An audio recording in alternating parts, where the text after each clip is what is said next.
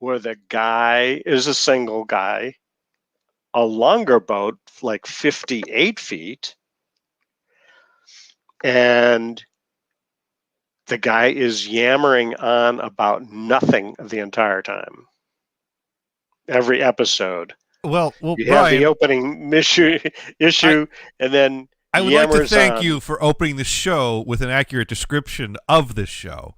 So, yes.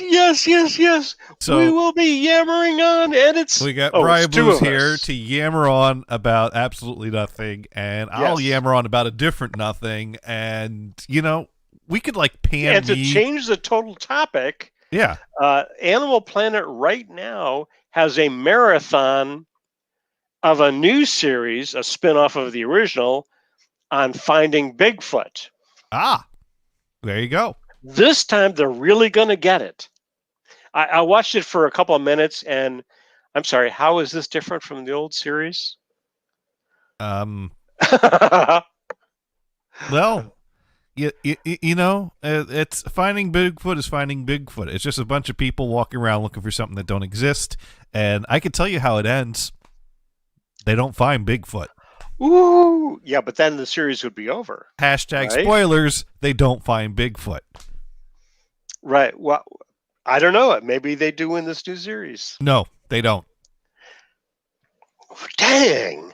I now will I'm bet, going to have to watch I it will to bet disprove all it. my Bitcoin and all my GameStop stock on it. Yes, right. Not that I own any of that. But what's the price of GameStop now?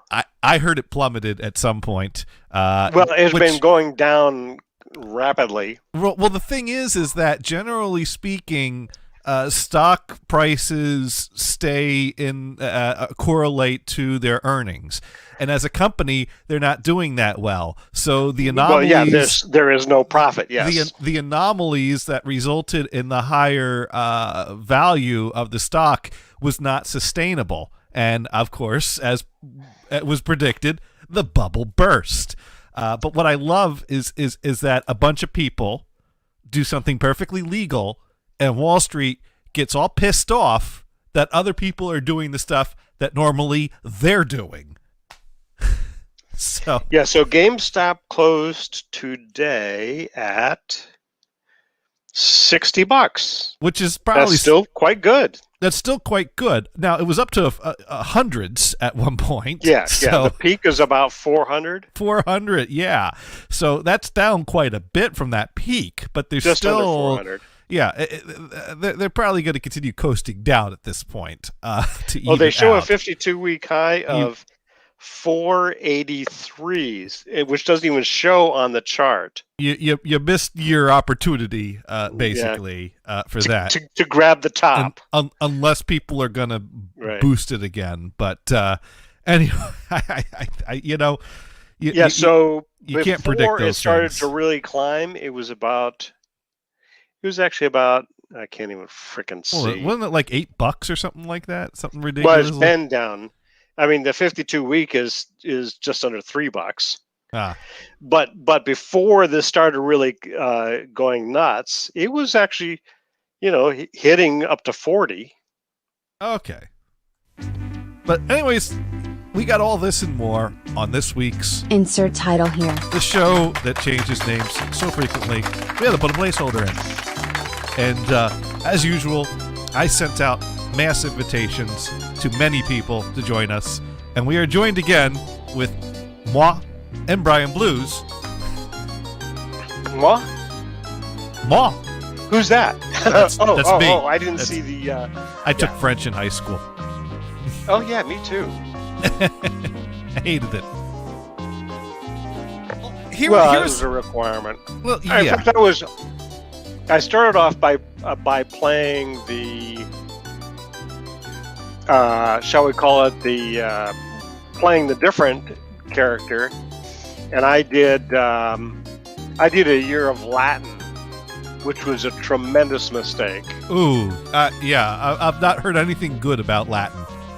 Well, number one, okay, so by the way, I just linked into the you take the first stream. letter of the word and you put it at the end of the word, right? I just linked into the stream, and I get an ad for Sonic. So our unofficial sponsor is Sonic. We are brought to you by Sonics this week. Then, okay, all right. I'll go for that. I could go for some Sonic. I don't know where the nearest Sonics is to here. I don't know if we have those in Massachusetts. Yeah. In fact, I have never been to one. I know there's one in Hayward on, I guess, is Mission Boulevard. Oh, there is. I've been there a few times. And you have? Yeah. So, how would you rate them? Compared to the other fast food places? They're all right. They're different. Okay. They have good line. Are they as good as, say, the burgers and that type of stuff at a Dairy Queen? I've never had a Dairy Queen burger. Yeah, see, I wouldn't either, because, hey, it's an ice cream place, right? Right. But some of them have burgers. Yeah. There's one in, I'm not sure if it's San Ramon or Dublin, that serves the food items outside of ice cream. But going back to the topic I had no intention of discussing this week, and we just stumbled into, I took French in high school, and I've never said this out loud before. But I took French in high school for one reason and one reason only. Because college requirement.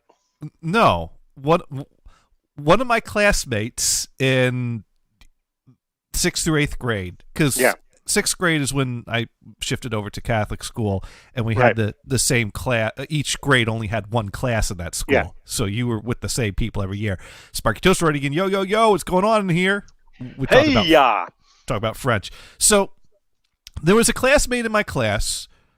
Her name was Amy. I didn't know her that well. We didn't get along. We didn't hate each other, but she was in the class, and I knew her as well as anyone else in the class pretty much.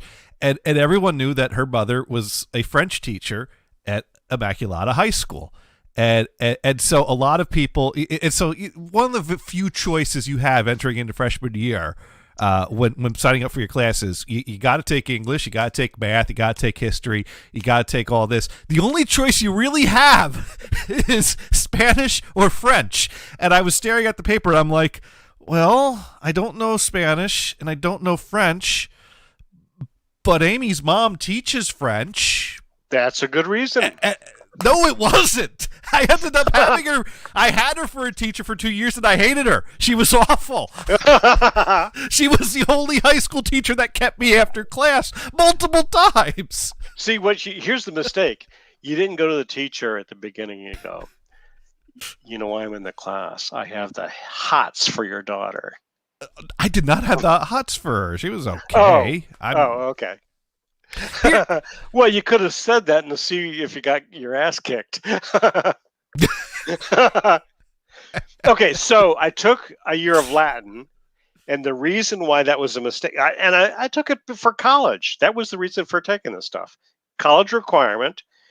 College requires 3 years of a language. We only offered 2 years. So my logic was fatal from the beginning. And I did hate it. So the next year I got into this. Fortunately, the second year was my sophomore year. So I still had time to do 3 years of French. There you go. Well, that worked out. So I did French. Now, here's the funny thing. About a dozen years, my dad said, so why did you take French in high school? You should have taken Spanish. There are more people on the planet that speak Spanish than any other language, well, other than Chinese. It's like, okay, thanks for the advice, Dad, but why didn't you tell me back then? That was the other thing, is that I signed up for French, and then I realized, French will serve me no useful purpose, whereas Spanish might help me order a burger at the McDonald's. Wait, is that bad? Should I have not said that? But see, the thing is, I have nothing against okay people that speak other languages. Let's be clear. Back in those days in New Jersey, how many Spanish speakers were serving at the fast food those places? days in New Jersey, you were more likely to encounter someone speaking Spanish behind the counter at the register at McDonald's than speaking English. So that's you did. See, because I don't recall Oh I yeah. don't recall in Connecticut ever knowing anybody behind the counter that was Hispanic or Spanish speaking. Oh, who can afford to Now, live in at the Connecticut? same time, what? Who can Who afford to what? live in Connecticut?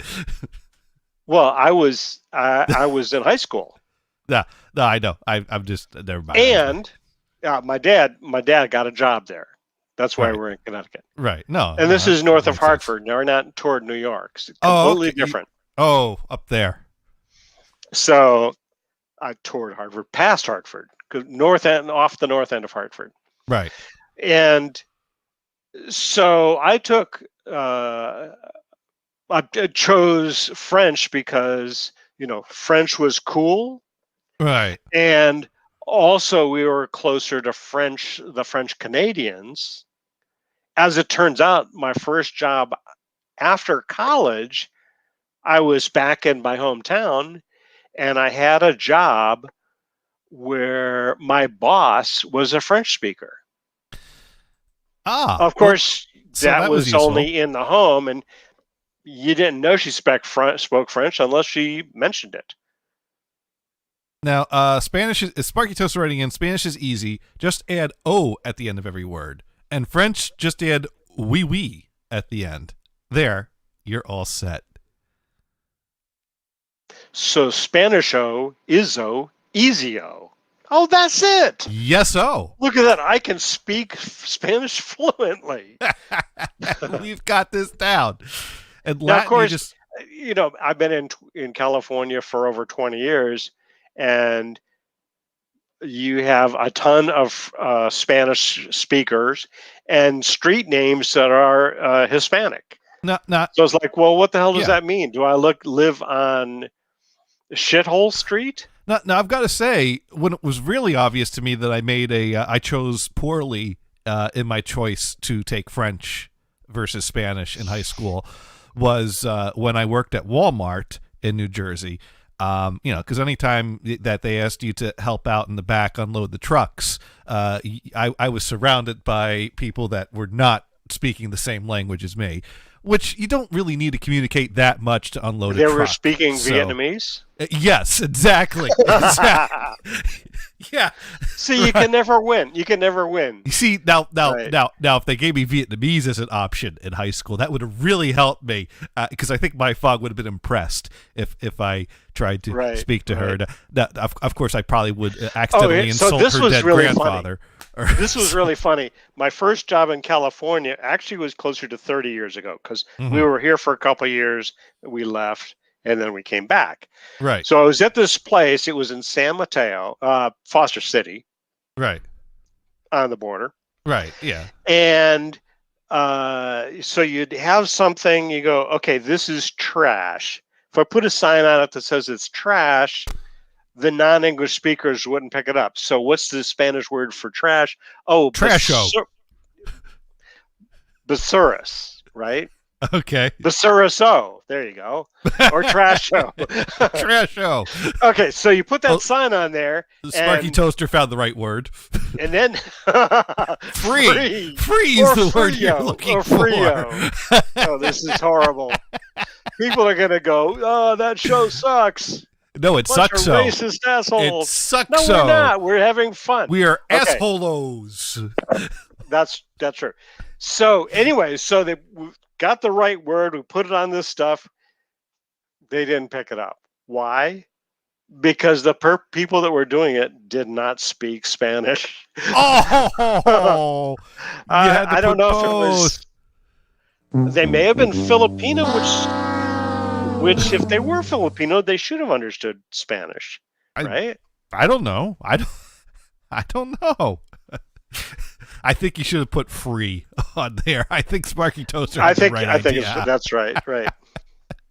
But well, anyways, I I gotta mean, say, or they only could read, the Filipino language, possibly. and I don't really know. I don't know. I gotta say that, but Spanish would have come in handy. And now working at Walmart in New Jersey, I had a lot of customers in that did not speak fluish English, and we would kind of speak. Is this the same person with the exposed butt crack and what have you? I was not checking out. Of course, they're coming toward you. They're coming so you towards see me, that. and I'm God. going to help the next customer as they're walking Right. away from me Right. with their new purchase.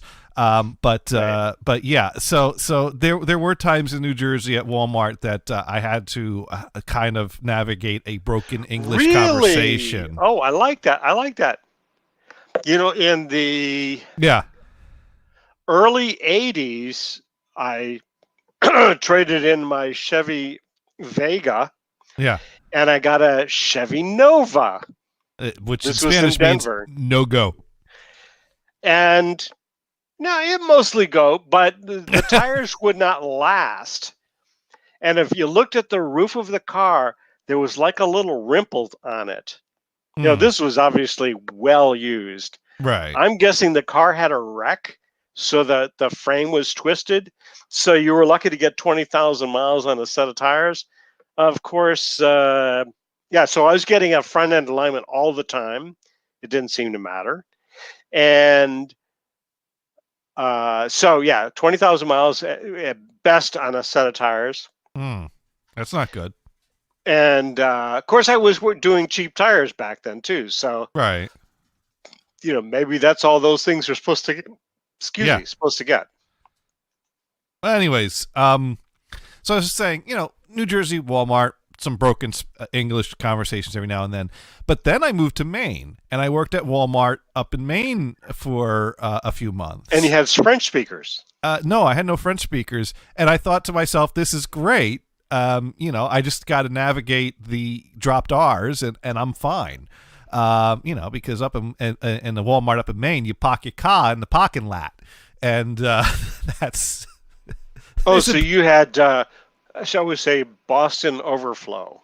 Well, Boston and New England, I mean, Maine's got their own accent, but it also incorporates a dropped R. A dropped R is not strictly a Boston thing. It's a New England thing. It's, Ish. Not as much in Connecticut or Western Massachusetts. But in fact, you go to a restaurant, that's kind of away from the big cities in Connecticut, and you hear this odd accent. Right. It's kind of like Hicksville. Huh. You kind of go, that is totally Connecticut. But then blueberry season hit, and Mainers don't typically now. Gothard's dad has stories about raking blueberries as a kid or a teen. Raking? Yeah, you rake blueberries. Apparently, it really works one of the muscles in your wrist or whatever. But there's a lot of migrant farmers. I had never heard of that. Yeah. No, it's you rake blueberries. Apparently, a lot of migrant farmers come through Maine to rake the blueberries when it's time for the blueberries to be raked. And, is that when they do the Maine potatoes?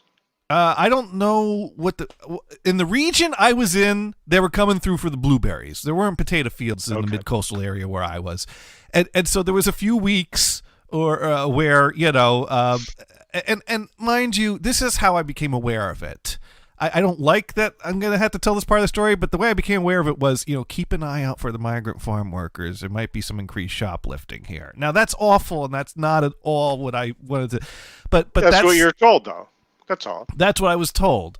But what I found was that the customers that I encountered in Walmart in New Jersey, they lived in the area, so they knew broken English. The migrant farmers that came through the Walmart up in Maine, I couldn't communicate with them at all. They did not know a single word that I was trying to speak to them. And it's like in English you're speaking, or what? Right, I'm speaking English. They don't understand any English. In New Jersey, you could have a conversation. Up in Maine, it was, or far less. But because one guy came in and he wanted to buy a TV. He wanted to buy a small TV, and so he basically figures all he needs to do to communicate to me is to pick up the TV, hold it towards me, and kind of go, uh-huh. See, like I want to buy this is what he's trying to communicate. And that was the display model, and we didn't have any of those in stock. We were sold out of those. And so I was like, no, we're sold out.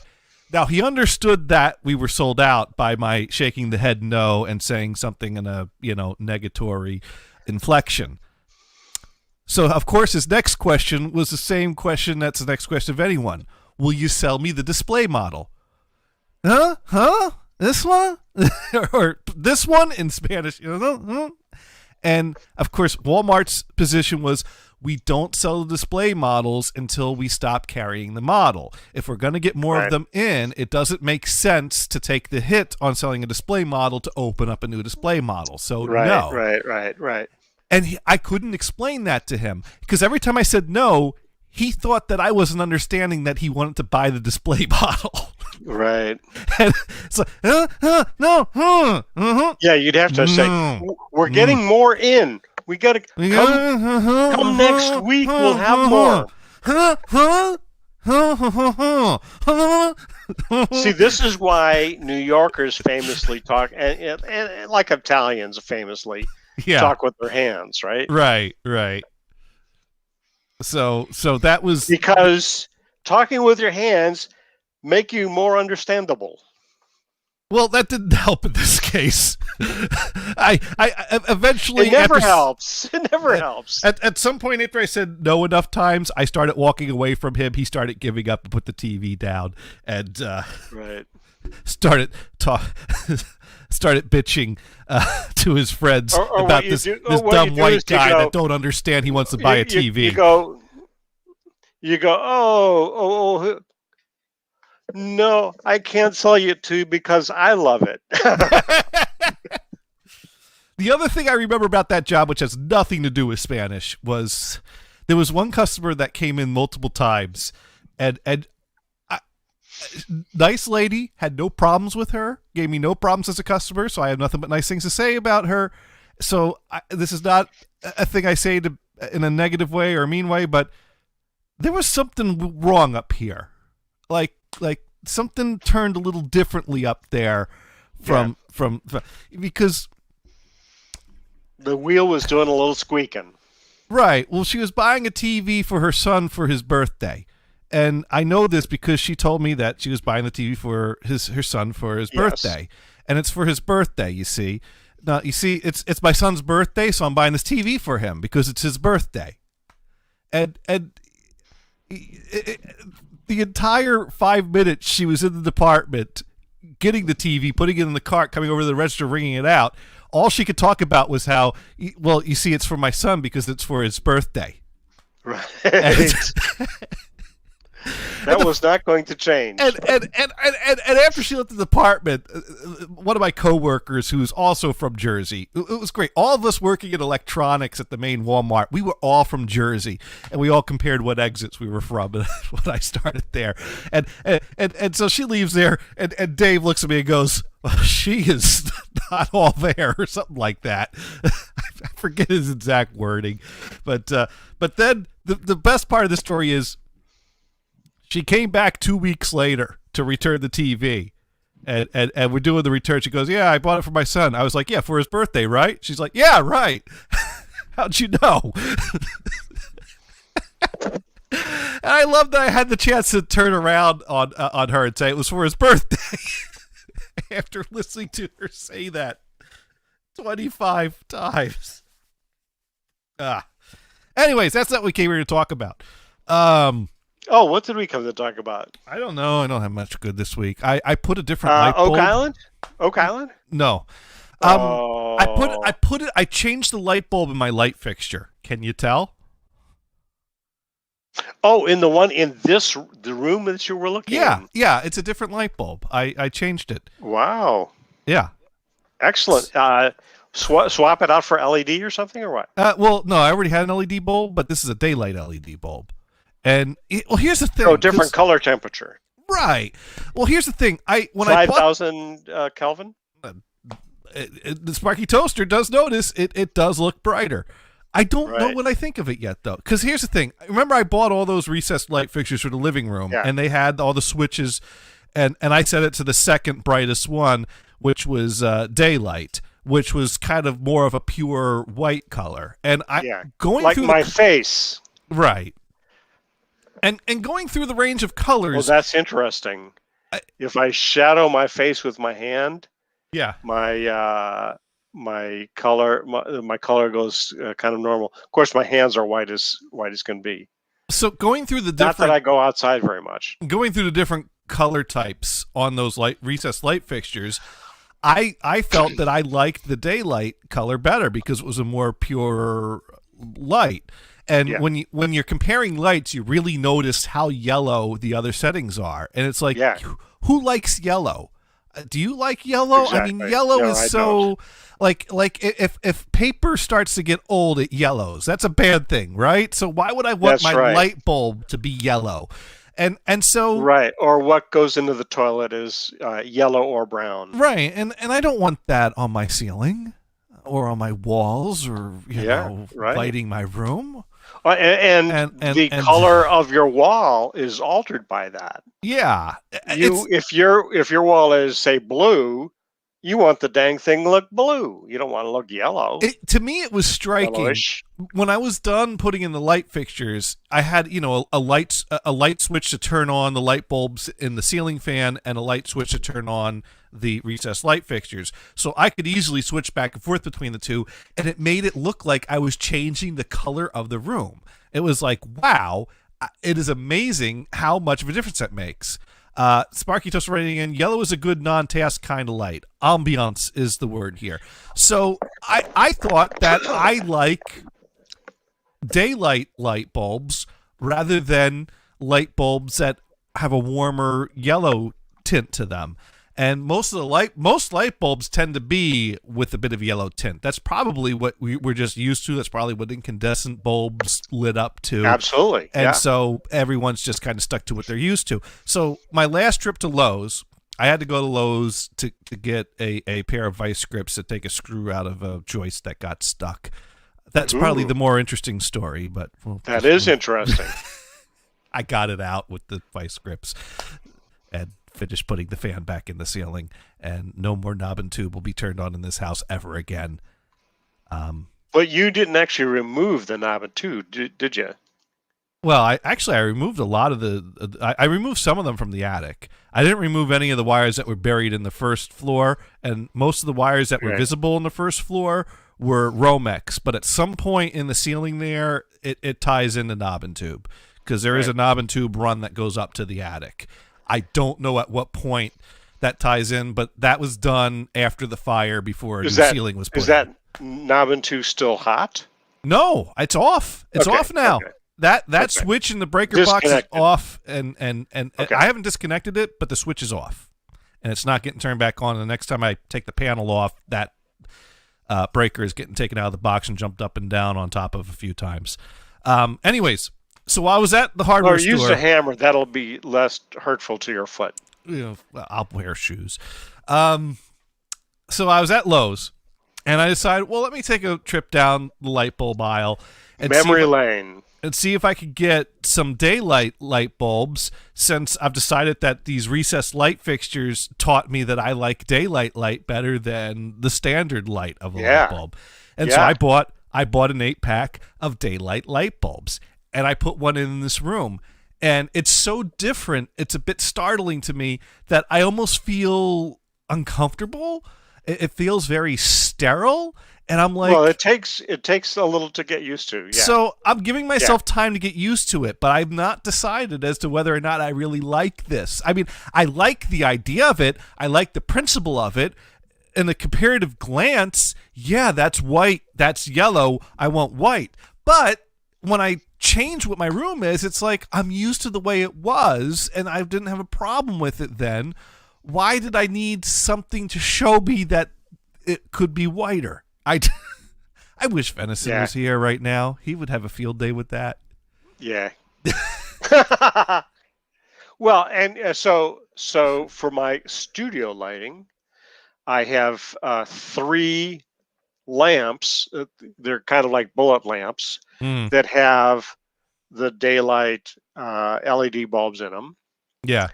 And as you can see from my face, I'm a lot whiter than I am. Right? You are so hopelessly white. I know it. So one of them, I got this red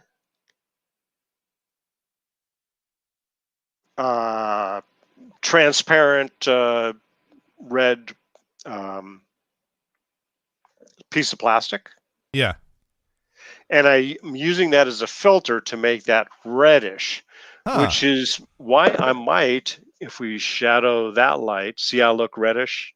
Because one of them is shaded. Okay. White, red. So, but it's overwhelmed by the other lights. And actually, one light I don't think does enough. Yeah, you can't tell the difference because I'm pointing it like backwards. Anyways, probably wouldn't even notice if I turned it off. Sparky Toaster writing in, yes, old car headlights had a yellow tint. The new LED bulbs in cars blind me. Well, that, I think there used to be some states would have restrictions on how many lumens your headlights could be and would actually like cross a bar over them to test that. So that it kind of started off with they started issuing halogen lights, which were super bright. Yeah. And the yellow, super hot. The LED ones and super hot. But yeah, that has the same problem. Oh, you can get those tack glasses.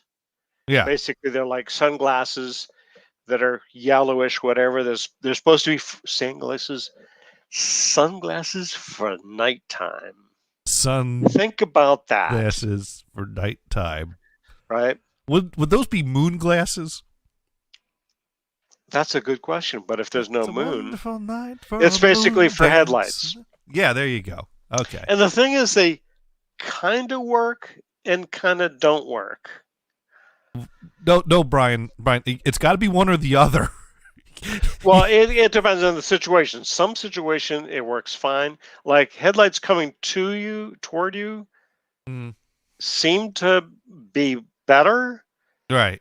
But reflections of lights behind you through your mirrors aren't, which kind of doesn't make sense. No, that's it's weird. Not like, it's like, Polaroid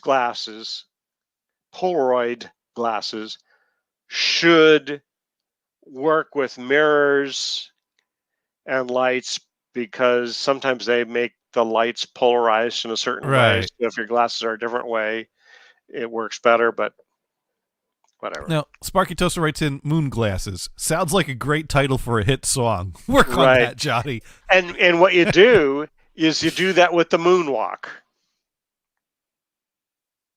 Not buying it, huh? I think moon glasses will be my follow-up song after Twinkie Pants hits it big. Yes. I'm still working on Twinkie Pants. Right. Not giving up yet. But that was last year's thing, wasn't it? That was 2016, I think.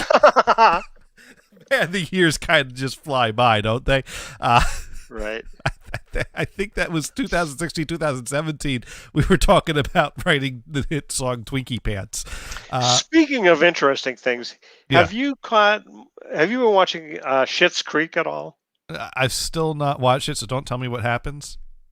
I say, I'm glad it got, the Schitt's Creek got a shitload of Emmys, the daytime Emmys.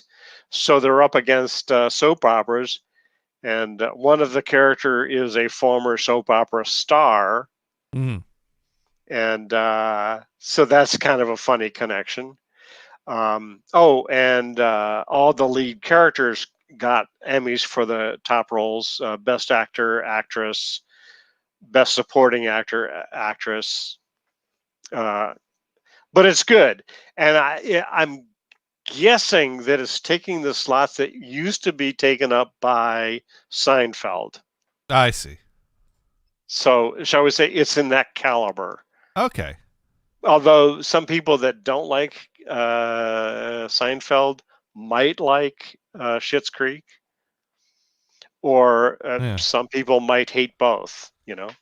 Sparky's just writing, if you go up Schitt's Creek without a paddle, what happens to you? You end up in that town. You end up in Schitt's Creek. Yes.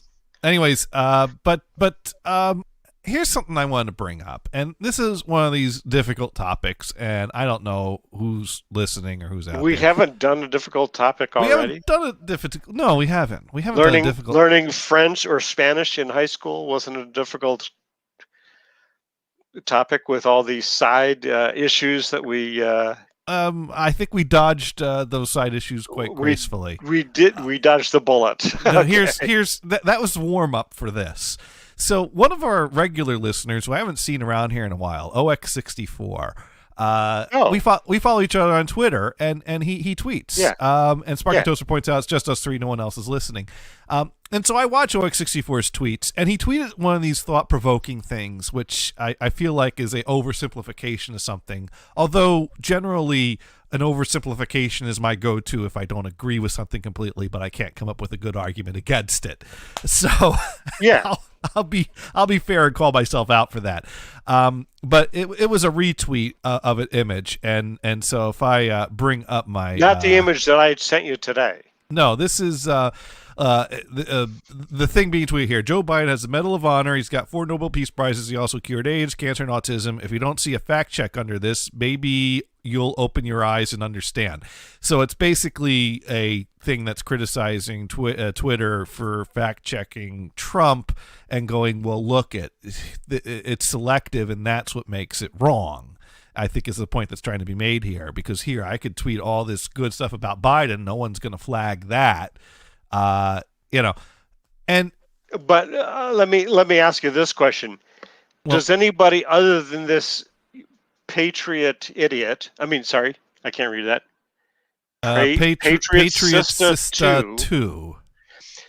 Has anybody other than that person said that Joe Biden has a Medal of Honor, has 4 Nobel Peace Prizes? Well, cured, blah, blah, blah, our very blah, own blah. OX64 retweeted this. Other people have retweeted this. Of course, they're retweeting this as a means of making a point, not trying to make people believe that Joe Biden did that. Let me just put it another way. Let's see. Patriot Sister 2 is a nobody.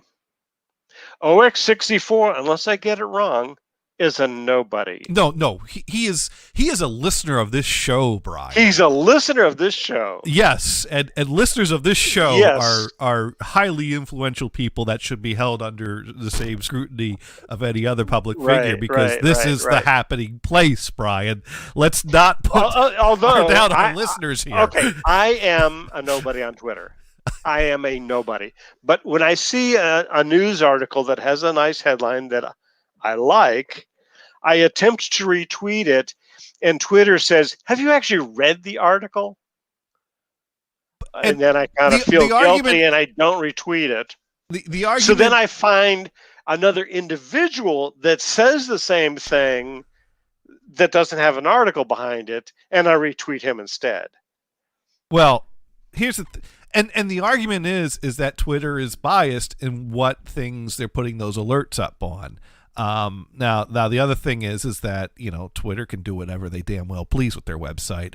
That's right. They own it. Because generally people are making this argument. The only thing I come back with is, okay, so are you saying that it should be a free-for-all, no rules? Because places have tried that. And many times, anytime people have tried to do that, it fails. It turns into a cesspool of evil and awful, and no one wants to stick around there except for the awful. Here's a question, an honest question. Okay. Now, if you go into Twitter,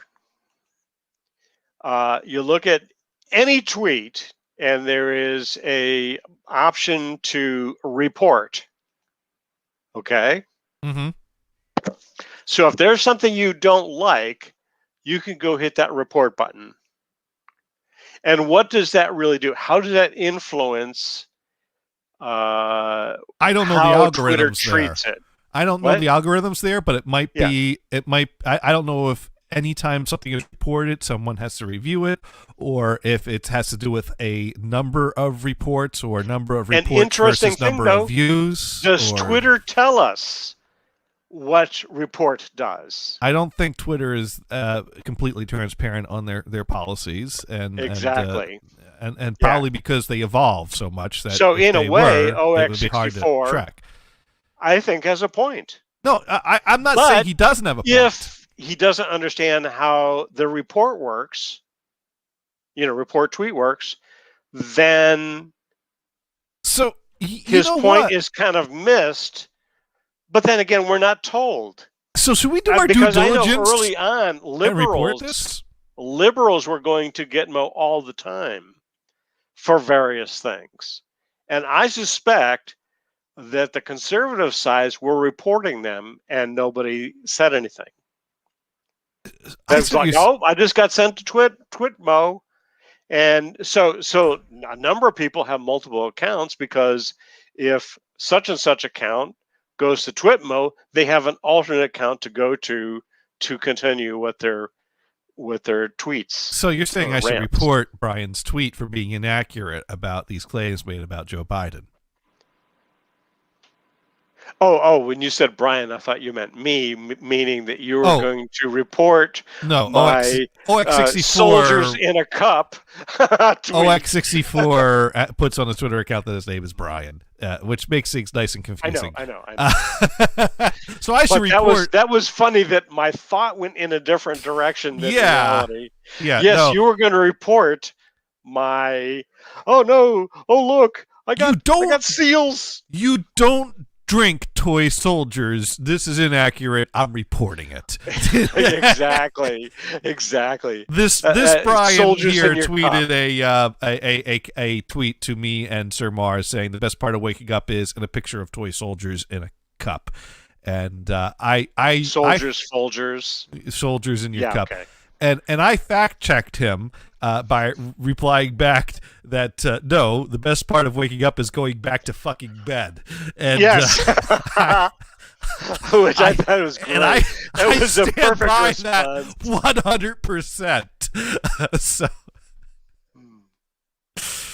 100%.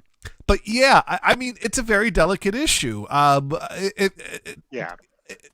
Social media sites that have done the 100% no moderation thing have failed, and I mean it's been tried multiple times, and they basically just turn into and actually what's worse, I mean, MySpace was great in the early days.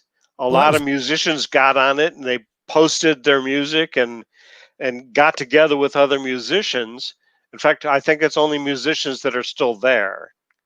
The problem is that you could create your own page and it had no rules on what you could do.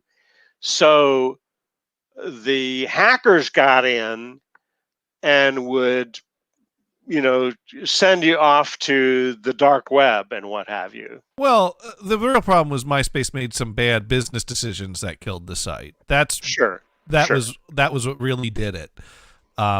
I mean, it was started by it was too open that allowed the hackers to screw it up. But it was a good site in the day. You could post music, you could post clips, you could post animated GIFs of dogs and people doing things together.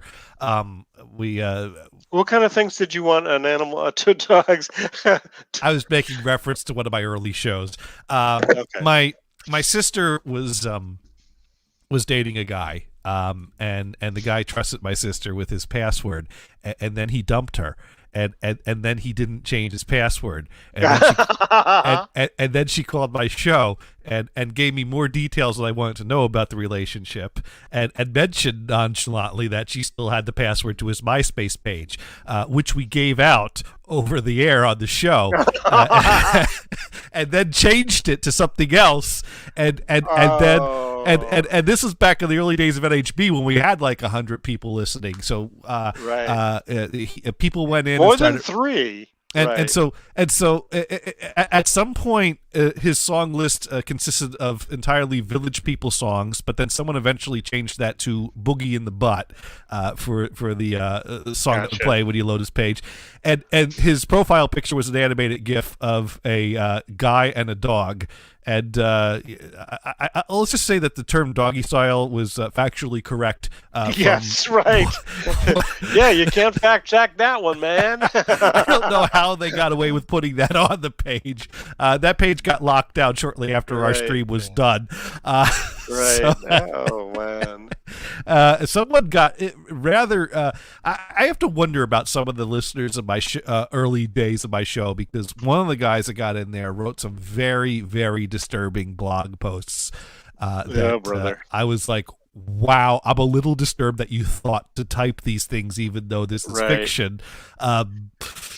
Moving right along. And apparently, at some point, he contacted my sister and said, why? My sister's like, you dumped me? I hate you? Yeah, right. It just seemed like the right thing to do. It just seemed like the right thing to do, to give my brother the password to give out to his internet radio listeners and see what they would do. The sad thing is that someone did something that cleared out his friends list, so none of his real MySpace friends saw what happened to his page because they were all unfriended. Yeah. But we saw that as an opportunity to help him make new friends.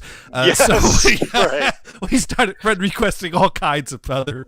So that's what MySpace always. He might be still getting friend requests, right? Oh my God.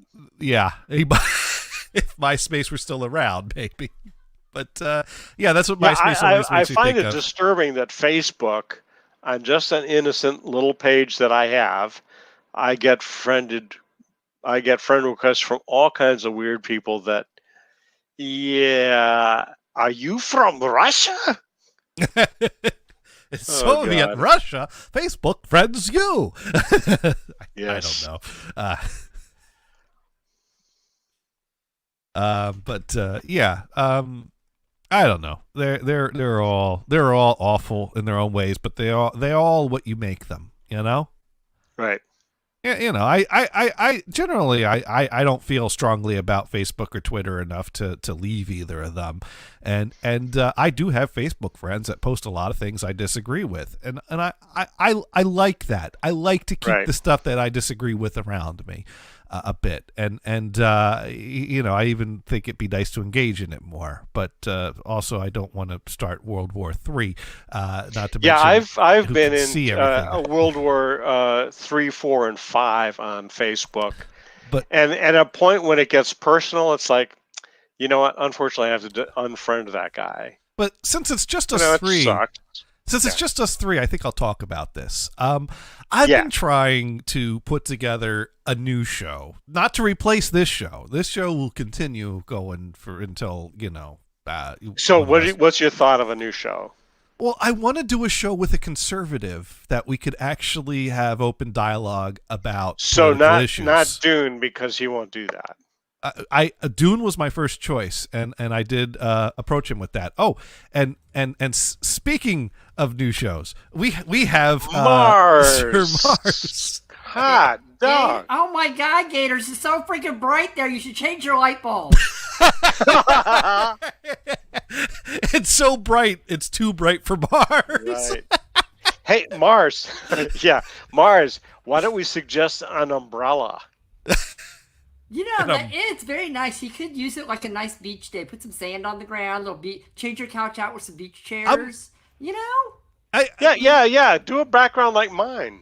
Except more beach. I'm getting used to this. It just daylight light bulbs feel very sterile when you replace a standard light bulb with one. I mean, I kind of feel like I'm in an OR in a clean room that I should be washing my hands and putting rubber gloves on, and then washing them again. That's why my hands are so clean. You know, Gators, if you just turn off your lights, everything will be better. I mean, you save electricity, save the environment. You know? But these are LEDs. They use no electricity. They sip electricity. Sip. Just take a little sip. If you filled your floor full of sand and got some beach Computer. chairs, your Light cats off. would love you. They would say, "Oh my God, the biggest litter box in the house! I'm in here all the time." The Thank you. world is my toilet. Yes. You know what? If I filled this whole room with sand as a sandbox, I could join my cats in that activity and bond with them Wow, over it. I don't. you know, I don't think yours clumps. I'm sorry. it's only one way to find out. No. Some days it clumps, and some days it oozes, and some. No. Is my audio okay? Sorry, I didn't get. This thing does have a testy thing on it. Your audio's fine. Yeah, no, it's great. So how are you doing in the world of Mars? So, Marge, how did you like my tweet of the cup? I don't know who this OX what 74 64 whoever that person is. I don't know who that is, and I don't know why they said a cup of something. I don't know what it was. I can't see the damn picture. Damn it! Don't you have Windows eyes? No, I did not pay for that Windows eyes that J Square put out. No. Yeah, the I Windows don't have eyes. That. No. Besides, if I had that, it would probably say something else. Well, they have things like that now, don't they? Hasn't They have the OCR, future but my screen reader doesn't have the Twitter client I have doesn't have technology has caught up to J squared. Actually, they do have software that will do OCR on that and look at it for you and pictures. I don't have that. So it's a picture of a coffee mug and saucer with a few army men inside of it. So the best part of waking up is soldiers in your cup. Why does this Brian person want soldiers in his bed? I don't. Soldiers in his cup. This is Brian Blues did that. Yeah. OX64 did the fact check tweet. I don't know who this OX64 is, but they need to. He's been a listener. Yeah. Oh, okay.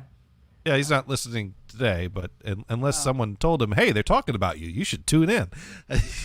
Well, maybe they have a little email, the Big Brother email that pops up. There we go. Okay. I know Sparky Toaster listens every week. And it is a full house now. Hello, Mr. Bag of Crap. I want a bag of crap. You want a Mr. Bag of Crap. All right. I got a bag of crap right here. It's the Woot bag. It came with a fabric bag. Does it clump? It doesn't clump. If I fill it with sand, it clumps. That just occurred to me. Why is it called a bag of crap? Because they send it in a box. It should be a box of crap. Well, it's the image they have when they sell it on the site. But we already did that a few weeks ago, right? I got a Star Wars toy. Did you? Yeah. Did you get an AT-AT walker? It's a Death Star trench run with a die-cast X-wing fighter. Oh, that's sweet. Are you gonna? Oh, you know what you should do? You should use a fishing line and hang it from your funky ceiling and have the X-wing go over the trench. There we go. What you should do. Oh, and your cats would love it. Oh my God! I just remembered a funny story I almost forgot to tell. Speaking of cats loving playing with things, so you all know that I still have a hole in the ceiling in the record room, right? No, that messes with your acoustics, by the way. Well, I don't listen to records in that room. I just store them there. So I'm sitting here working, and I hear a bunch of commotion coming from, outside of my door somewhere else in the house. And my first thought is, I'm sure that'll go away on its own real soon. And then my second thought was, well, that noise is still happening. I guess I better, take a look at what's happening.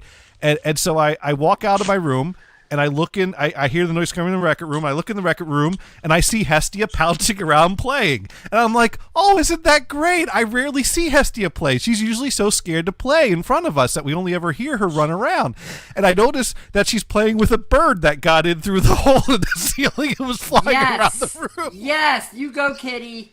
And Hestia was having a field day. She was loving this. She's like, I'm going to get the bird. And the bird keeps flying into the window and clunk into the glass. And Hestia's just pawing. And this was... Hi, Gothard. How are you doing? Great. Have you ever had this happen with any of your cats there, Gothard? Not with a bird. That's a new one. Usually it's mice or frogs. Oh. You know what was the Frogs was one this funniest thing? summer. Fox. But the funniest thing is that my mom had this great cat. It was a mouser. You name it, this cat would go after. Chipmunk, you name it, whatever. Yeah. But it had to be outside. If there was a mouse inside the cat, I'm sorry. If there was a mouse inside the that cat, made a lot of that's the sense. end result. I don't was- know why. That's the She end swallowed the fly. I guess she'll die. Okay, let me try that again. If there was a mouse in the house, the cat said, "No, there isn't." And Somebody so else the can get other that. cat, Yeah. the other cat would say, which was not a mouser, would say, "Oh, I'm going to go play with that cat." Which I'm sorry, I'm really screwing up here. It would say, "I'm going to go play with that mouse. That would be fun." And the other cat would say, "But there isn't a mouse in the house. Just go away." So anyways, the bird kept flying to the window. I was able to easily chase Hestia out of the room, and I at this point I said, "Hey, Kristen, might want to get a look at this." And she goes, "What?" I'm like, "We got a new friend in the." So the bird, of course, was trying to get away from us and kept smashing headfirst into the window. It couldn't open your understand. Well, eventually we opened the window, but it kept smashing its head against the glass instead of going up. So eventually Kristen caught the bird, calmed it down, gave it a look to make sure there wasn't any damage or anything. And yeah, the bird was fine. The bird just got chased a bit. Hestia didn't get any claws embedded. And so we let it. Well, cats like to play with the critters before. Oh yeah, well, cats do will the get, killing bite.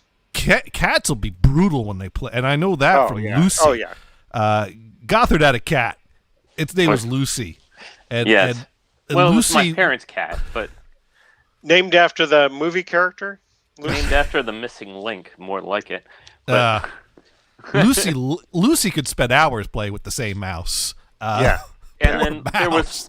there was the one time we found the decapitated mouse body that was posed like this, like on its back legs like this on the deck, like the cat had decided to show off its prey. Well, that's what they do. Like this cat that my mom had would, find a mouse or a chipmunk, whatever, and leave the guts on the doorstep. Well, That was a present, Rachel. Just the present. guts? Yes, Present. Yes. Usually, absolutely. because I had one when John was living with me, and I had this cat, Susie, that would literally bring a dead mouse every day, first thing for breakfast. Aw, It was Yeah. like, that's "Here's your breakfast. adorable. You feed me lunch, I'll bring you Absolutely. breakfast." Susie You know? liked Gothard. Susie did not like me. Gothard went out of town for a week. Susie Went out of went town away. forever. yeah, because they were outdoor cats, so I'd let Susie out. I call Susie in. I spent at least an hour walking around trying to call this cat back in. Susie, after 3 days of Gothard not being around, Susie was like, "Fuck this! I ain't staying with you." Oh, I know. I mean, obviously the cat either, got into some trouble or just took off. But knowing that cat's personality, she was built like a tank and could mouse like crazy. So she just probably went back to the wild. I'm bored with this. I'm leaving. I'm sure she did fine. Now Basil, on the other hand, made a nice, tasty riddance. treat for something. Good riddance to that cat. I hope that cat was at least tasty. He ate a sponge. That's right. Need I say more? Basil ate a sponge. Basil turned down the tasty cakes, though. Yes, of course. Tasty cakes. Rice, on the other hand, that was another one. Gobbled up the rice, eat the sponge. Really? Butterscotch Really? crumpet? No, don't want that.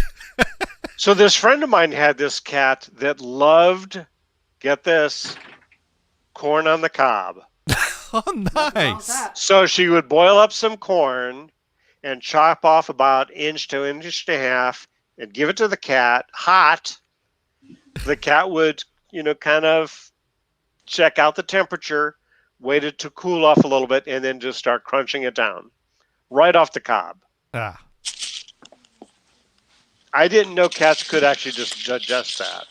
I didn't know a cat could do that either. But now What's the cat doing again? Eating corn off the cob. Oh, that's a new one.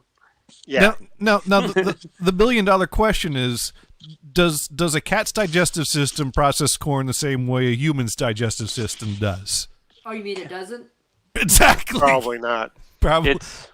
Well, you don't know because cats don't process sugars as much, which is why dogs like to eat their crap. Well, I'm sugary, apparently. I'm thinking kernels in the sandbox is what I'm thinking. I'm just.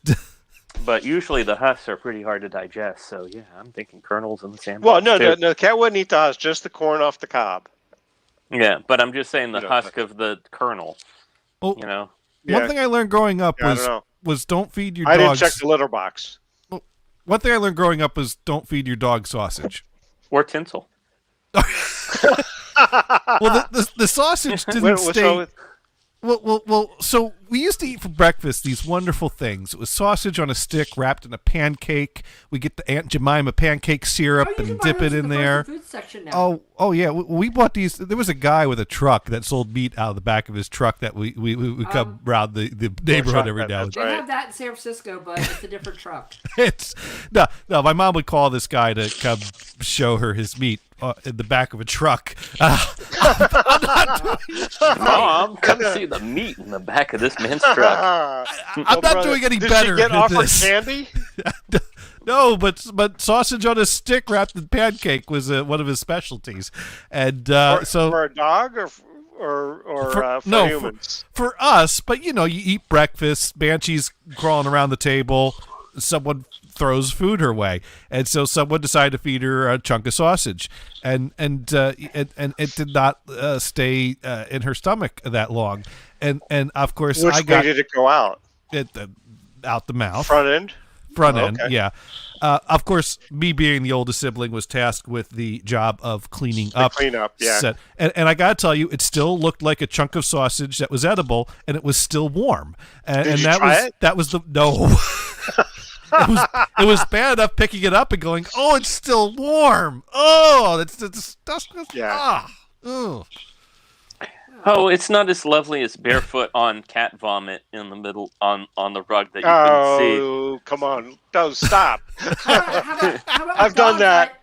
I've set the nice warm dog poop with bare feet so it goes right in between the toes. That's always fun. Oh, that's another one. That's delightful. Ew. That's the trouble with suburbia nowadays, or even the city. When you walk your dog, you have to bring a pooper scooper. No, you just bring bags. Sparky Toast already again. Squishy toes. Yes. Yeah, well, yeah. Fortunately, we live out in the country, so I do have to keep in mind that I have to, when I go to the mailbox, to look out for occasional dog turds from other dogs that walk on the, and it's just like, well, I'd complain about it, but I'll just get another dog and I'll walk it down the same street and let it shit in front of everyone's mailbox. And then, and then it all kind of evens out. And just get a bigger dog so that the turds are bigger, so you retaliate better. Yes, right. And get the proper dog food that make it especially smelly. Get that nice Alpo there, or gravy train. Gravy train.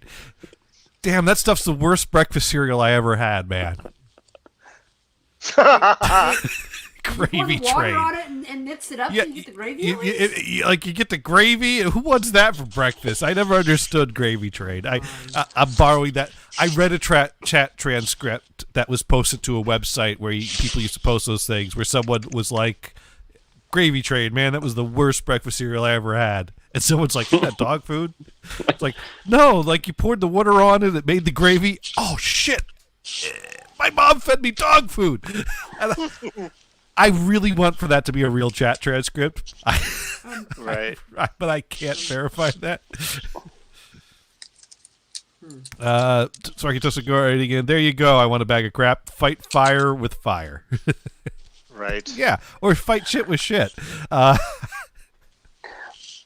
But otherwise, it's a little nuisance. But I'd rather live somewhere where I don't have to walk around with a baggie for a dog and tote it shit back. Well, growing up, we had the area of the yard where the chain was that we would let Banshee run free, and we didn't clean up that area. and I we mean, also didn't play right. in that area either. Right. Well, that's You that's also what we didn't have did. grass in that area, did you? Oh, lots of That's great grass correct. that was well fertilized. And I'm within walking distance of like 4 actual working farms that still have like a couple cows or some sheep or Now that's big shit pigs. right there. That's right. That's a cow pie. Yeah. Watch for the cow pie. It's funny. When I was in 8th grade, I went to this birthday party. Clearly, the kid was forced to invite everyone in the class, and so I was invited. And someone got him this birthday card that had a cow on the front of it. It said, "Happy birthday." Inside it said, "In honor of your birthday, we made you a pie." And she wrote underneath that, "I don't know what this means, but I thought it was a cool card." So we had to explain it to her what her card. Well, there's the famous story of the child that gets a pile of horse poo for a birthday, Actually, and the kid is just wailing at it with a shovel. There's a pony in here someplace. I realize I could tie this all together now. The person who bought the cow birthday card at the birthday party was the person whose mother was my French teacher in high school. Going back to the first conversation. Oh my God. We, the teacher that I hated, which was the only reason I chose French instead of Spanish, was, well, one of my classmates' mothers teaches French. Maybe I'll have her for a teacher. Maybe I'll like her. Nope. The one thing funny about taking Latin is the guy that taught Latin was very passionate about it. And you just kind of go, what is with this dude? Doesn't that make it worse when you're bad at it? I mean, Dr. Seamers was very passionate about piano playing. Awful piano teacher to have, though, as Gothard can tell you. I can tell you from having somebody that's really into Latin as a Latin teacher, and having the other infamous Dr. Seamers, which was the 5 foot, no. I think it would be politically incorrect to tell the story about wanting to learn how to play hi ho, it's off to work we go for our proficiency let's just test. put it this way: he was a little over hip height to me. So, guy needed to jack the stool up a bit, but man, could he play?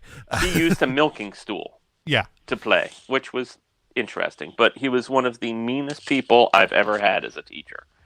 He knew he had perfect pitch, and he didn't have any patience for anyone that was even intermediate to entry level piano playing. I've found this to be almost true. I almost hate to say it because it would sound like a stereotype, but often people that are short in stature are just mean SOBs. Kind of have that Napoleon complex, particularly if they're the person that's in charge.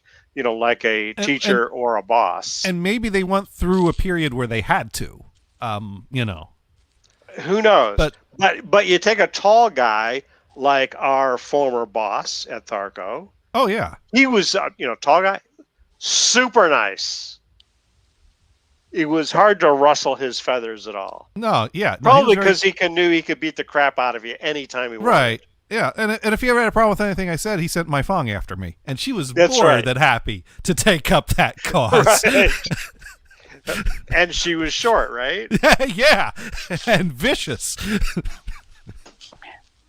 She seemed nice when we went out for dim sum, but she's wonderful. She's lovely. I miss her. But I could see where she had an edge. At times. We worked closely together, and she was my supervisor. So things has a little bit of the teachings of the Dragon Lady complex. Yes. Oh yeah. Did she ever tell you the stories of her? Let's just call it journey from Vietnam to the U.S. No, you've told me the stories, but she's never told me the stories firsthand. Right. I mean, I know the basics. I don't know how long it took. She's told me some stories. Yeah. But I'm sure, let's say, those stories were probably horrific. You wonder if you were going to survive. She was on the losing side, so the government was not nice to her family. That's right. Yeah. And, yeah. But it's the magic of the communist utopia.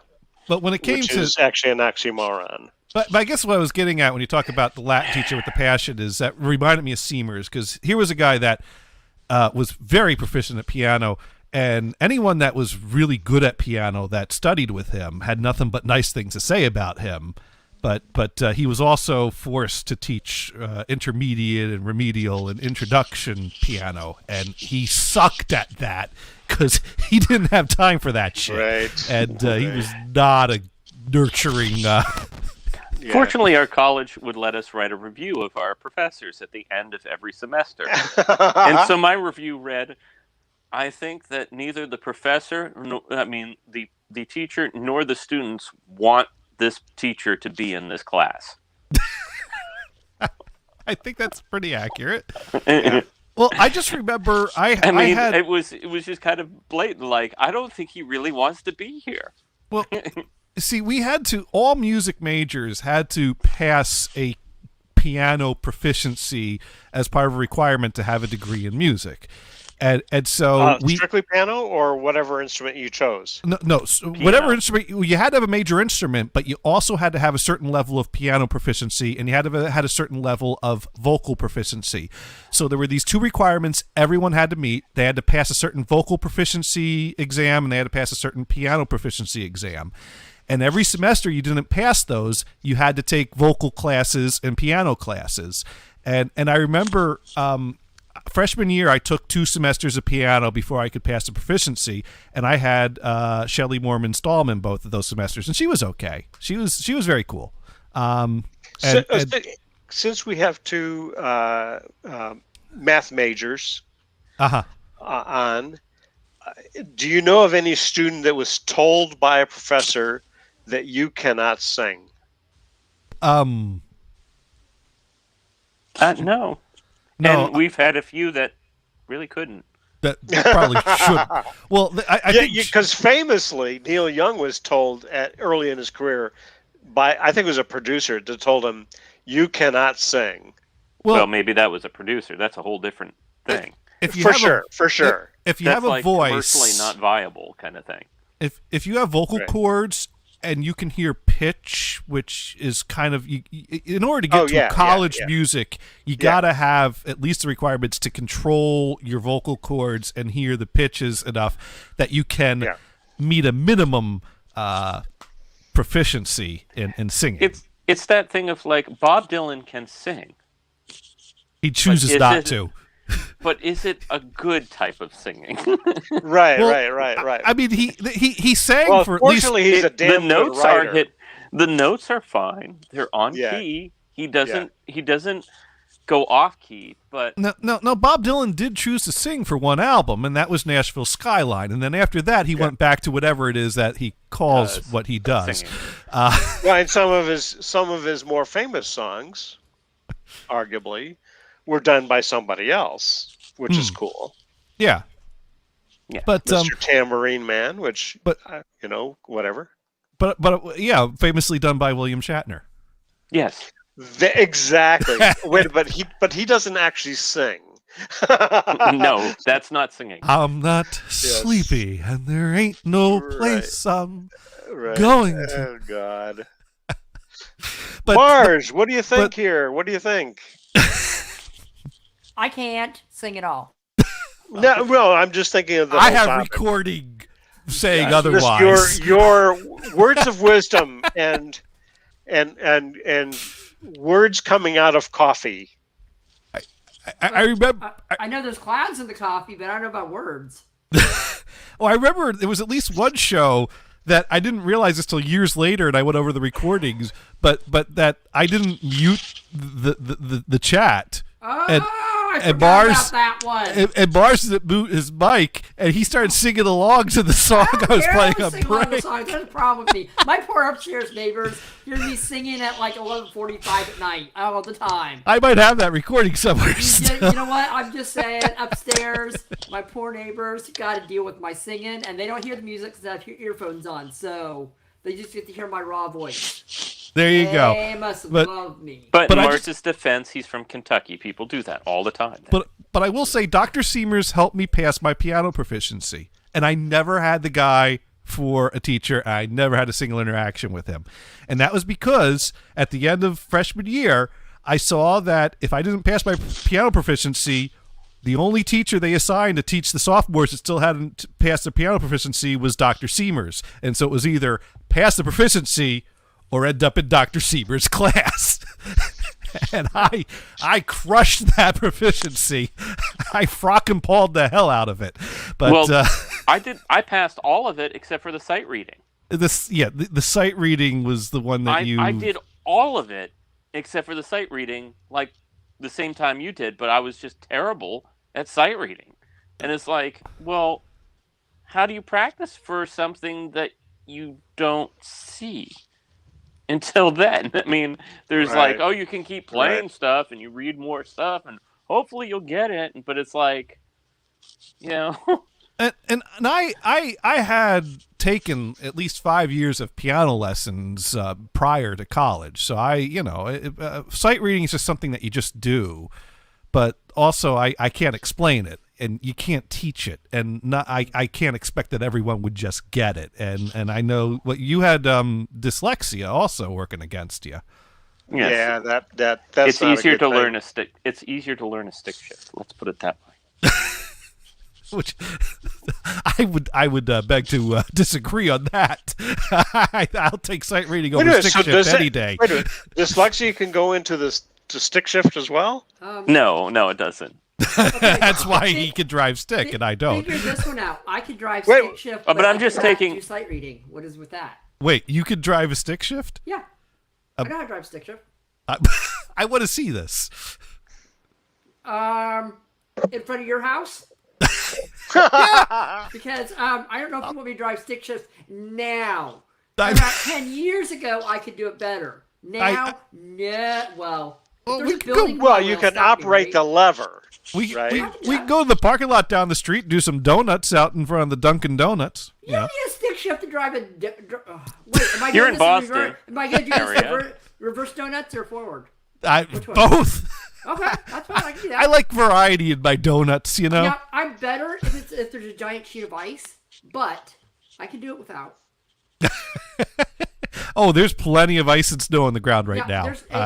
Or a good layer of water on the road. Oh, there we go. Just don't give me four-wheel. You give me four-wheel, I ain't doing donuts. Okay, the answer to Sparky Toaster is auto-tune. Sparky Toaster asking whoever told Britney Spears that she could sing. For the longest time, I didn't think that Britney Spears was an actual person. Well, no, she was. I thought she was just a figment of our imagination. I think the key to Britney's early success was the schoolgirl outfit. Okay. Yeah. Well, she was. Then again, you're the guy with the van and the candy offering. Basically, Disney catapulted her. That's what Hey, I was in the appropriate age range for Britney Spears, okay? I mean, I was in college when she was still kind of underage, but getting close to that. So I'm just laying groundwork at that point with my van and my candy. Getting the van and the candy ready. Tell you what, given a choice in my college years, I would have taken Christina Aguilera over Britney Spears in a heartbeat. I'm just saying, and that's not a musical judgment. That's purely looks. But I don't know about today. I don't think I'd take either of them, to be honest. But anyway, Sparky Toast already again. I was never taught how to drive manual trans. I just watched the bus driver do it as a kid and taught myself. How many clutches did he go through doing that?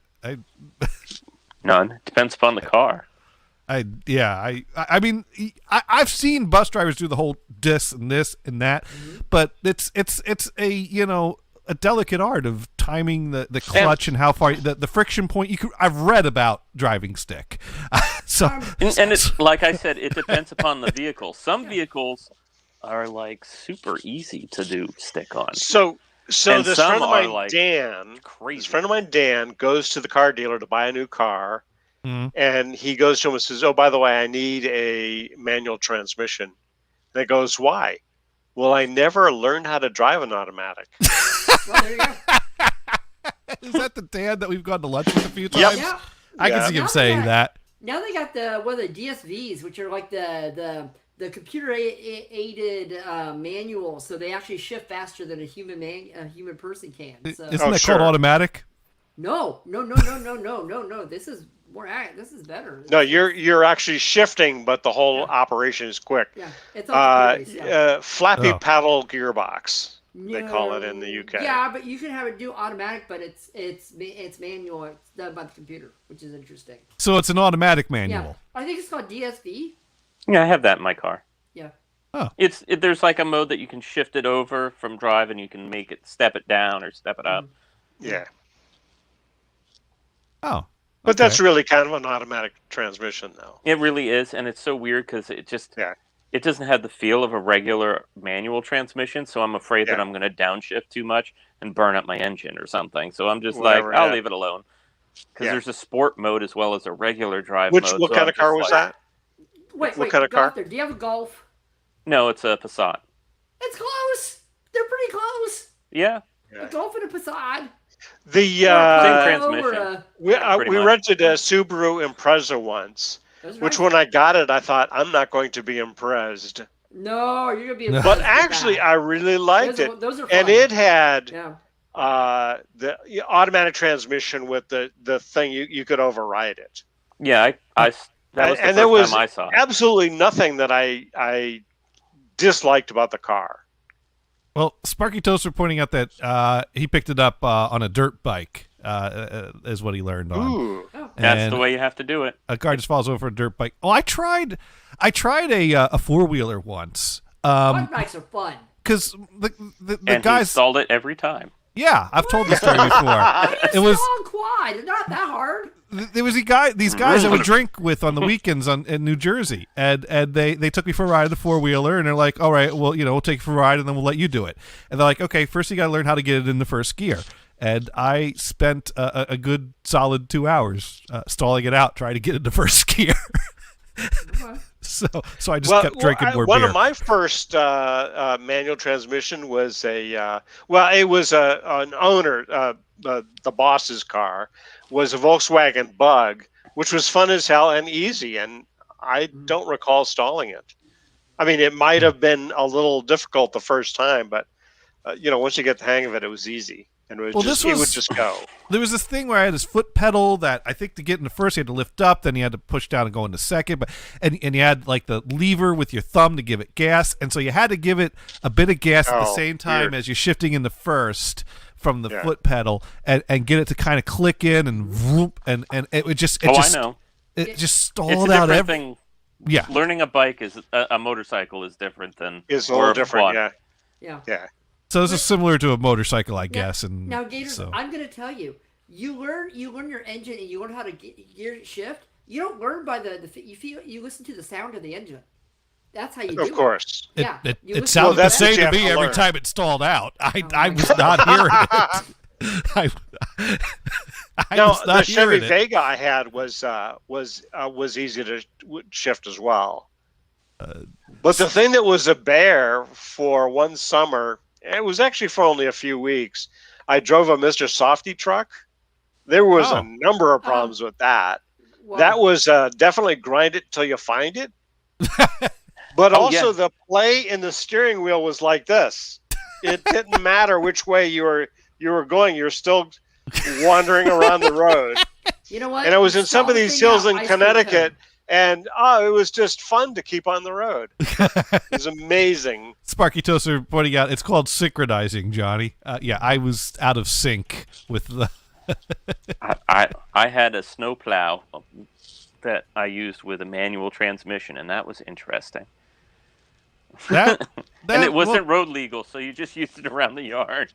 Snowplow manual transmission? That's your dad's truck, right? Yes, I used my dad's old snowplow because he got a new one, and he's like, here, you can just have this at your place and plow it out so that I don't have to go over there. It's real good at finding red cars in the snow.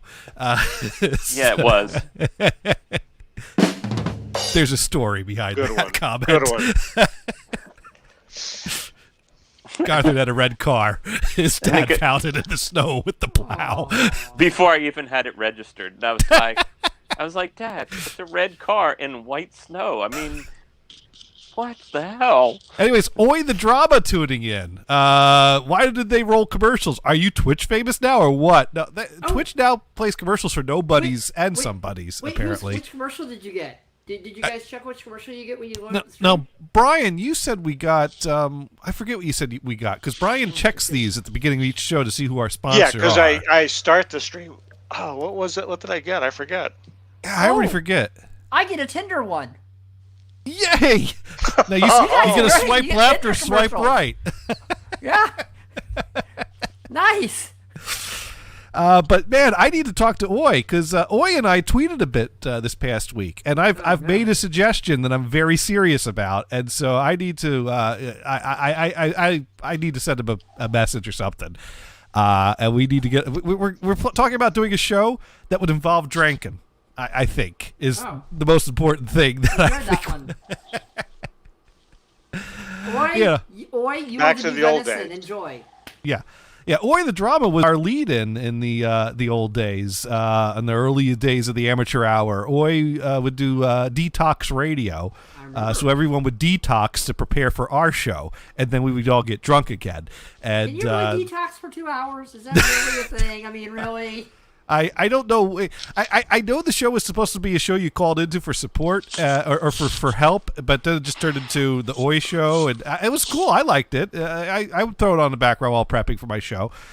So the show was like its own intervention. Right. Oi writing in drinking, which could become disastrous. Yes, that is what you would call detox radio. You drink blackberry brandy. I hear that's the best one to do that with. I've only drank blackberry brandy once on a show, and I will not repeat that. Well, the question is, make sure you're recording because you're not going to remember 2/3 of the show. Let me tell you, the blackberry brandy show is well marked with the instructions "do not play," so that. I don't need to hear that again. Along with the show where I drunk dialed my grandmother, but we already told that story last week, so we don't need to repeat that. I don't think. But yeah, we should. I got to talk to Oi this week, Oi's already coming up with suggestions. Gators, what we could do is both take a gummy and see who gets high first. I usually take 3 gummies if I'm going to get high, but I'm out of gummies. I only have the stuff that you inhale right now, but I can get more stuff. I can get more stuff. Because it's Massachusetts. Yes, I just drive down the street, get online, and I learned that Friday evenings is very long line out the door, and because they only let so many people in at a time, and you got to order ahead of time through their website. So you're waiting outside mostly. Yeah. What are the current the temperatures and the depth of snow lately? There's. I'm sure they probably plow and shovel the walkway. And last time I went there, they had like heating lamps up around the walkway area, and I had my coat on. I was comfortable. Okay. Delivery service. Oi, writing in. Okay, yes, you need to message me. I'm gonna show you my new weed tech. You wouldn't believe it unless I sent you a picture. I just have a pipe. I put some stuff in it. I get the lighter. Gothard taught me how to smoke pot, right? Yep. Oi's going to teach me how to bump it up to a new level of technology. The next level. Yeah, he's got lots of... I just learned old school hippie techniques, that's all. Right.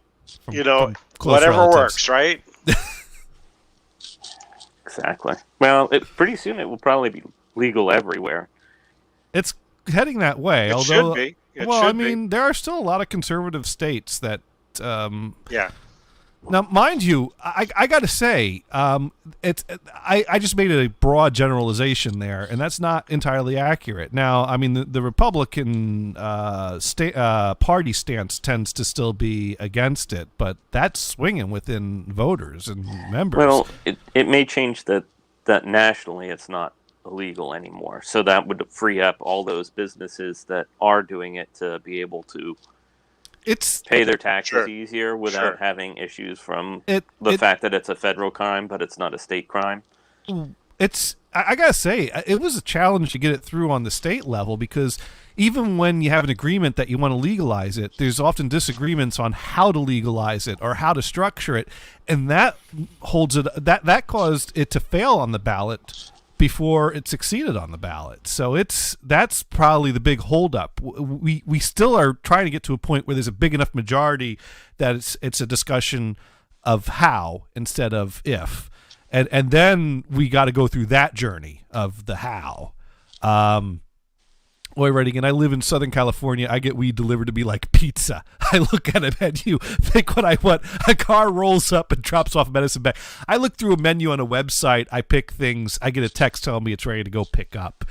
So I don't have the delivery guy yet, but we're getting there. And hey, you gotta run the car a little bit to keep that battery charged.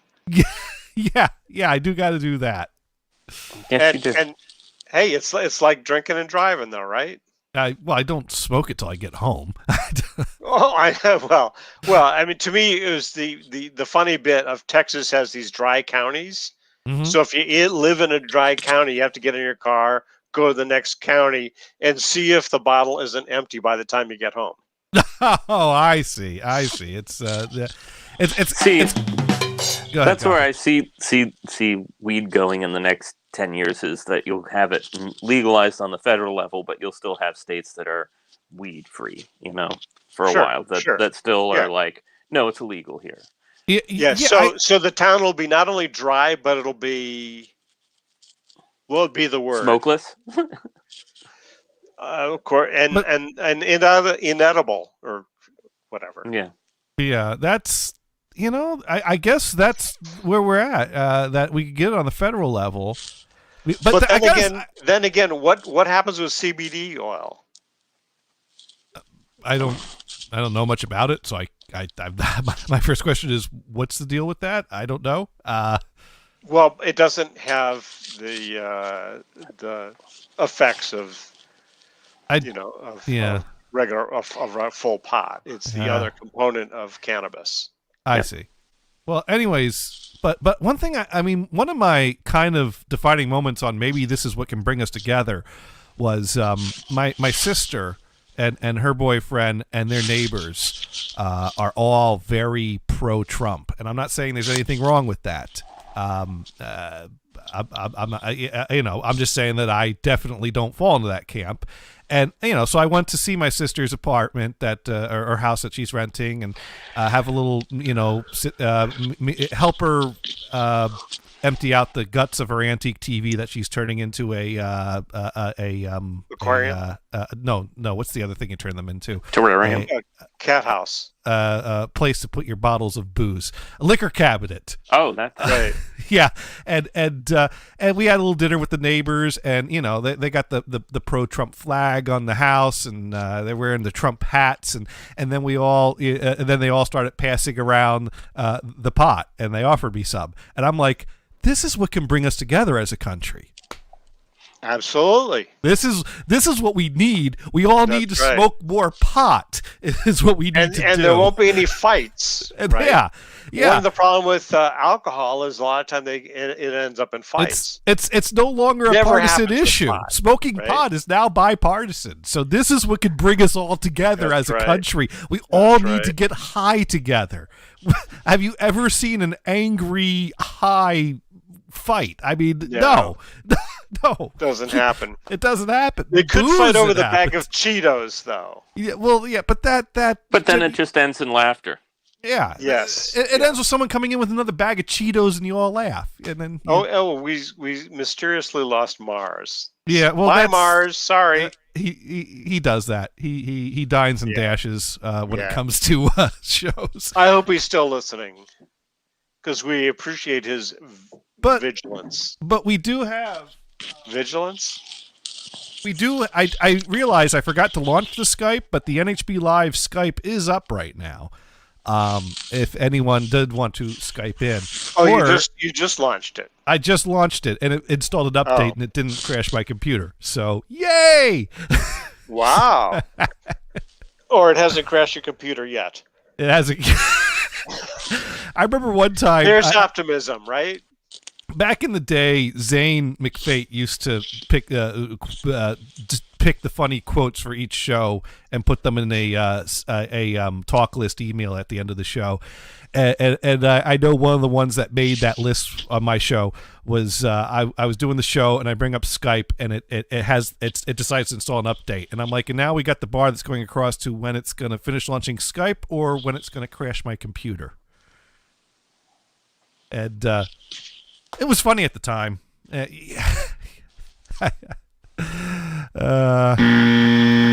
Swing and a miss. Anyways,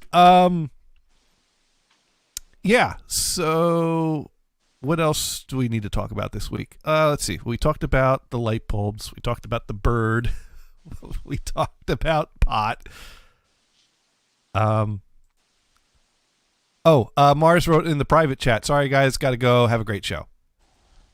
Oh, okay. And Sparky Toaster pointing out that we got the crickets going. Oh, the Super Bowl commercials. You know, what about how about those Super Bowl commercials? Super Bowl. You know, I watched more. What is that, Pyrex? I watched more of the Puppy Bowl than the Super Bowl. I watched the Puppy Bowl. I only watched a few minutes. I says, boy, this is really stupid. Well, it's longer this year.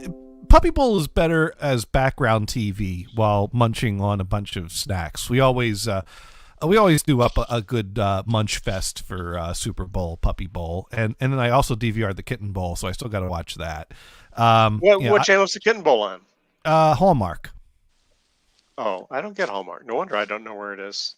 Well, I subscribe to Philo. It's $20 a month, and you can stream a bunch of things like Animal Planet, Hallmark channels, Investigation Discovery, so you can MTV get Classics. Finding Bigfoot. I could, but I wouldn't. That was mentioned early on in the show because Animal Planet today is doing a marathon on the West Coast till 6 a.m. of a news spinoff of the Finding Bigfoot show. Hashtag spoilers, they're not going to find Bigfoot. But Sparky Toaster writes in Puppy Bowl. I really liked. It's great commentary. No, I like it. Were there any puppies there? At the Puppy Bowl? Yeah. But it's nothing Did but they find puppies. Find any puppies? They let a bunch of puppies loose on the field, and then they keep score when they drag the toys across the You know what I actually find annoying about the show? Yeah. Is the football commentary. I get it. It's supposed to be about football and puppies. They've gone more into it each year. The early years were more about just watching puppies play with a little bit of commentary from time to time. They've upped the game a bit each year. Although if you call that up, yes. Yeah. But whatever. I mean, I'm not really into that, so I should just shut the fuck up. Right? Sparky just writes in, do you get local ABC, NBC, CBS on your Philo stream, Johnny? Well, it's PHILO, and no, I don't think I get local with that, but I got an antenna mounted in the attic, so I get in the Boston and Providence channels in high def with that. So I don't, if you live in range of a city and you got a roof you can mount an antenna to, local channels are not an issue. Not to mention you usually get some decent sub channels if you get a decent antenna going. I'm definitely a fan of getting a decent antenna going with your TV. Poltergeist Nights writes in. Is that something you can get on from Amazon? That antenna? What's easily? That? Yeah. Oh yeah. I bought. It was a really cheap antenna from Amazon. Polar Nights writes in. Cheap or good? Cheap and good. Polar Nights writes in, sweet Jesus, it's like the evolution of beards. we got the no beard. Oh, the show is. The show. That's the best review of this show yet. I like that. It's so beautiful. Especially that it starts, sweet Jesus. Reminds me of Brewer and Shipley. Now, sweet Jesus, there's a guy that knew how to wear a beard. That's saying. Right. And he was blonde and blue-eyed. Yeah. All the pictures my grandmother hung around the house show them that way. So yeah. I assume they're historically accurate pictures. I mean, they had camera. That's right. if they didn't have a camera, Jesus could still pose for a picture because he could do anything. Right. So surely these are well, of course, back in the day they painted them, and the literal person that was the model was, you know, some prince or royalty, because they wanted you to relate Jesus with the royalty. You see, because they were anointed by God, as it were.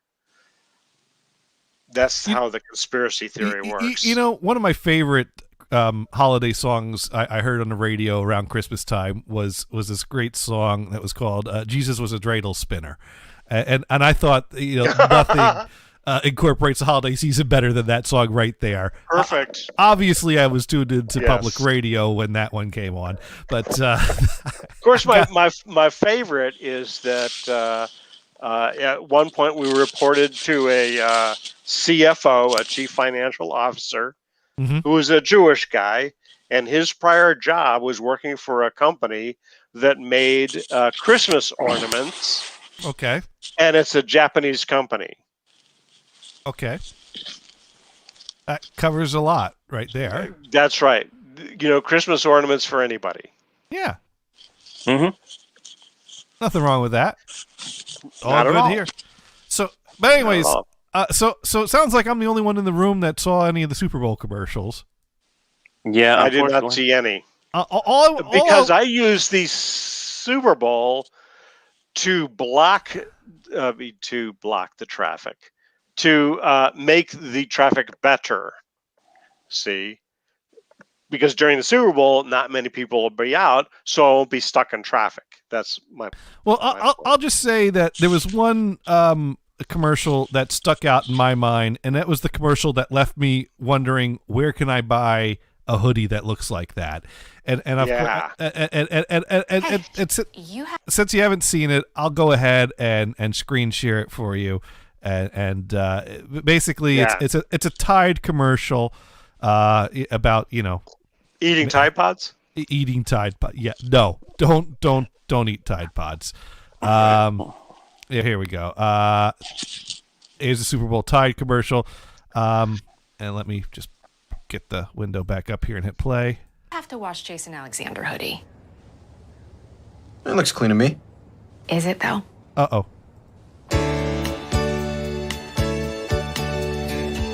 Look at what's happened to me. I can't believe it myself. Suddenly I'm up on top of the world. Should have been somebody else. Be sure to get the bugs off the window. Believe it or not, I'm walking on air. I never thought I could feel so free. Flying away on a wing and a prayer. You owe Jason Alexander hoodie an apology. Believe it or not, I'm walking on air. Hey, that's my face! You can't just wear my face! My mom told me to say I'm sorry. Give me back my face! Am I a thing now? So, Bizarre. Give me back my face. It's like, hey, Schitt's Creek has taken over all your slots. But I would wear that hoodie with the big Jason Alexander face. Like, you know, maybe the one at the end where he's just smiling, which I think is supposed to be the original concept that's then changing faces through the circumstances. But I mean, that's just so goofy, this giant Jason Alexander face. It'll be on Etsy pretty soon, and it's on Etsy. It'll go for a big amount of money, like the I've seen two of them Baby on Etsy. Yoda and the Bernie Mittens. I found two examples on Etsy that are like over $60 each. So, of course, I don't want it that badly. But and I don't know what the quality is going to be, because obviously someone just got a picture of Jason Alexander's face that popped it on there as fast as he could. This is the thing. Right. I'm going to make my millions. And not to mention, there's the whole, you know, legal questions of, can anyone just put Jason Alexander's face on a hoodie and sell it for $60 without some kind of a takedown happening? Because as Jason Alexander said, that's my face. You can't wear give me back my face. Right. Do I really want Jason Alexander knocking on my door demanding his face back? Yes, I do. That'd be a great story. Would that be funny? Hey, hold on. Let me get the video camera set up. Can you ring the doorbell again? So yeah, that's where you want one of those Ring doorbells cams. Well, you know what? Right now, I got a wireless battery-powered doorbell with a receiver that just plugs to an outlet. But I'm doing all this wiring in the house. I'm thinking it might be a good opportunity for me to buy a wired doorbell and actually wire up a legit doorbell at the door while I'm doing all this shit around the house. So I don't know. Those things work pretty well. Those wireless ones. Yeah, they do. But the battery's going to die eventually, and then you have to replace the outside. Yeah, right. And the speaker takes up a wall outlet. But you're already wired. Not for a doorbell. Yeah, but you use the wall outlet that's in the stairwell. Well, the one that doesn't go to hardly anything. You know what? I need to put it back on. That's where I used to have it until I put the extension cords on there to power the upstairs. But now that's free again. So I had it by the window, but that outlet was feeding the side light, and I decided to put the side light on the same circuit with the front light, which I also added the kitchen fan to. So that way I have 2 light circuits downstairs, and I didn't wire the outlet back up to that. So let's do a rewind a second. This is thrilling radio. Your house is not wired for a doorbell?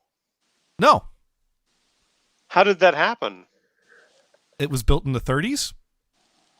You know what my house has in the ceiling? You mean they didn't have doorbells then? You know what my house has in my ceilings? They did.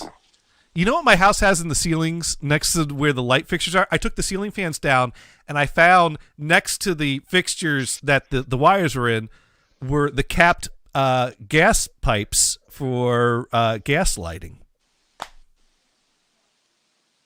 This house had gas lighting. Oh. Yeah. And the pipes are still in the ceiling. They replaced that with knob and tube wiring. Yeah. Why not? Well, it was trendy at the time. One thing had a limited amount of safety, replaced with something that had limited amount of safety. Knob and tube was perfectly safe. It was perfect. Yes. There was the only thing that was dangerous about the knob and tube, other than not having when it got old. When you made a 3-way switch and wired it incorrectly, then things heated up. Well, what was dangerous was that I had, really old wires in the attic underneath insulation, which they were not designed to be under insulation because I should have air to breathe and heat up. And the other thing that was unsafe is that I was loading it up with window air conditioning units. But other than that, and banks of computers. Now, Oi pointing out that they had door knockers or strings that you would pull. Now, I don't have the original front door. An actual doorbell, which you actually turned. Yeah. You ever see those? Oh, yes. The mechanical doorbell rather than electric. And Sparky also points out old houses had doorbells, but they ran by big DC batteries. And now Eli4CP is watching us on the YouTube and writes in hello. Hey! Hello. On YouTube. And Oi writing in, things always heat up in 3 ways. Yeah, I think I might have had a Chicago 3-way in my hallway. Yes. They said they were from Chicago. But kidding. I replaced that. So yeah, I have so now my next project is to run a new 20 amp circuit towards the kitchen and put that on the fridge outlet. Because the fridge is on an outlet that's on a circuit that's also sharing the dining room outlet and a few other things. So Sparky also putting out the crickets for my 3-way joke. Well, it's not everyone that knows what the Chicago 3-way references to unless you're an electrician. Right. Well, yeah, your dad taught me that term. The other term would be a Carter 3-way. Yep. I think is the technical term. But some people call it a Chicago 3-way, as in the Great Fire of Chicago. Yeah, it's a way to wire a three-way that technically works and works good enough for, physics class to demonstrate how things work, but it results in the circuit being hot while not powered, and so that's a risk and a danger. Yes. Basically, it could be in a state where your neutral's open. But did the Chicago Thruway involve a cow And a lantern and a lantern? that tipped over into the hay. Hey. Well, if they had their lights wired properly, they would have seen that coming. Yes. Nice. So yes, this past couple weeks, my dad has been helping us wire in a backup generator system, which has been an interesting thing. Yeah. Because you have to get gas. What sort of generator are you obtaining? We've obtained a Kohler. Kohler. Yes. Gasoline. It's propane, natural gas. Propane. It's propane because it will and run propane on that. accessories. Well, it will run on natural gas, but there's hardly any natural gas available around here. So yeah, not like here. Natural gas is piped all over the place. I produce quite a bit of natural gas myself, but that's right. All right, Sparky Toast, you can write crickets again.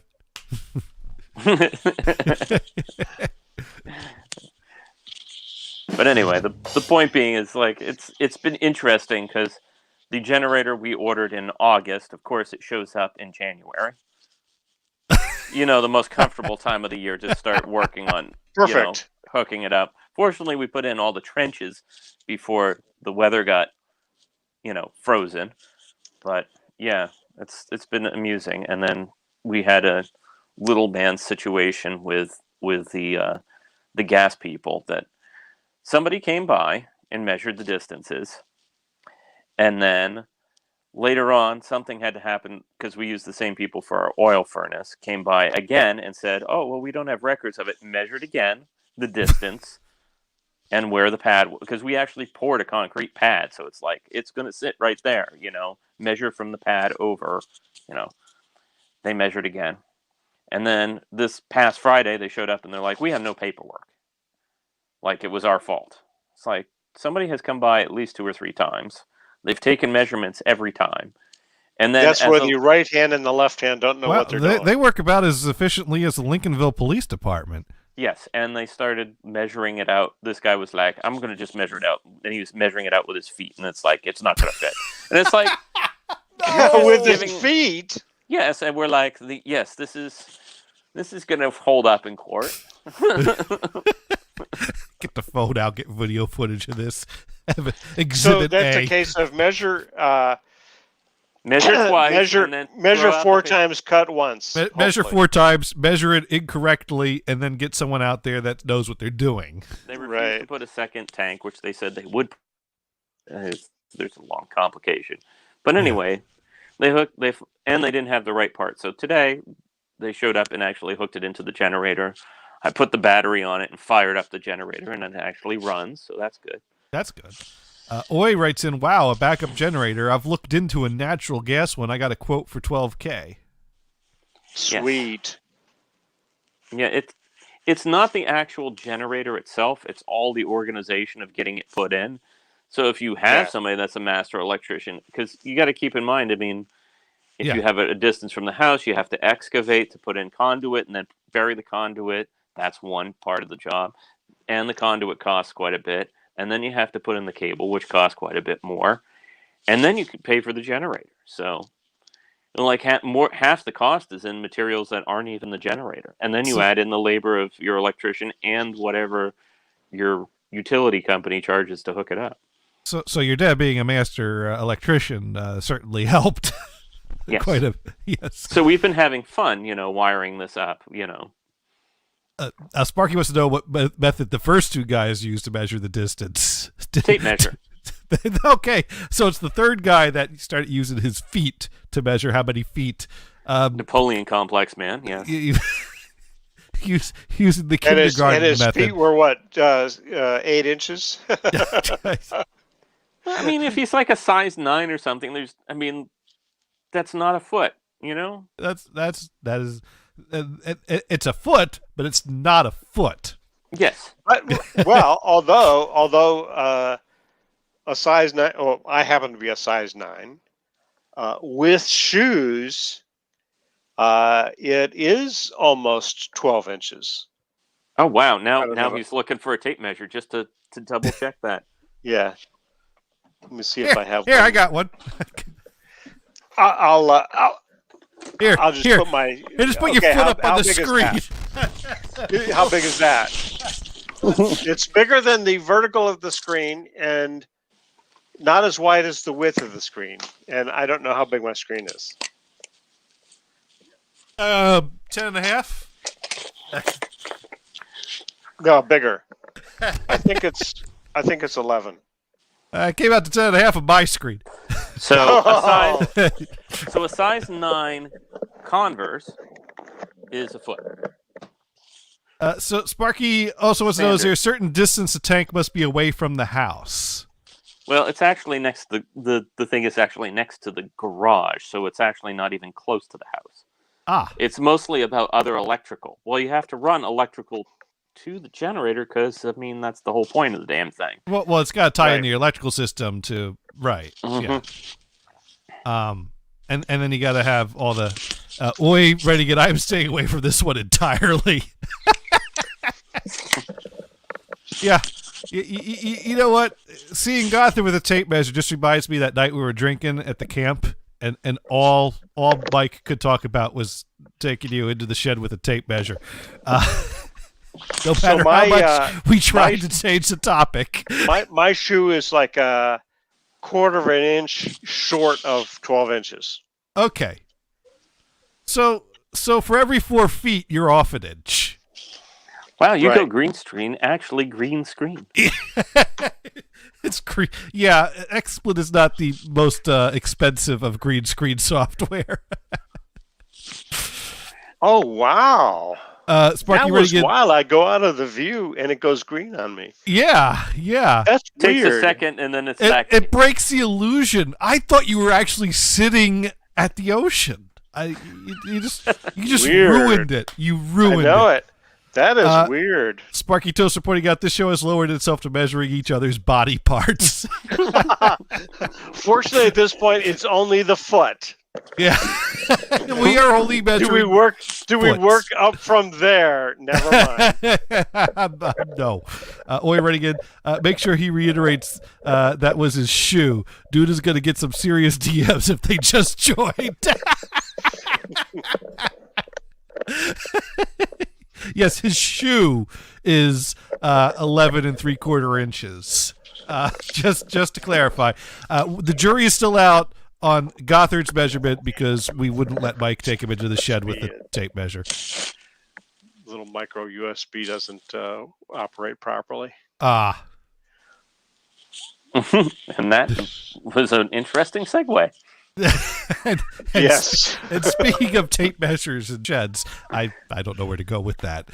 Well, we talked about the USB micro USB connector before, where you just can't plug the damn thing in without looking at it.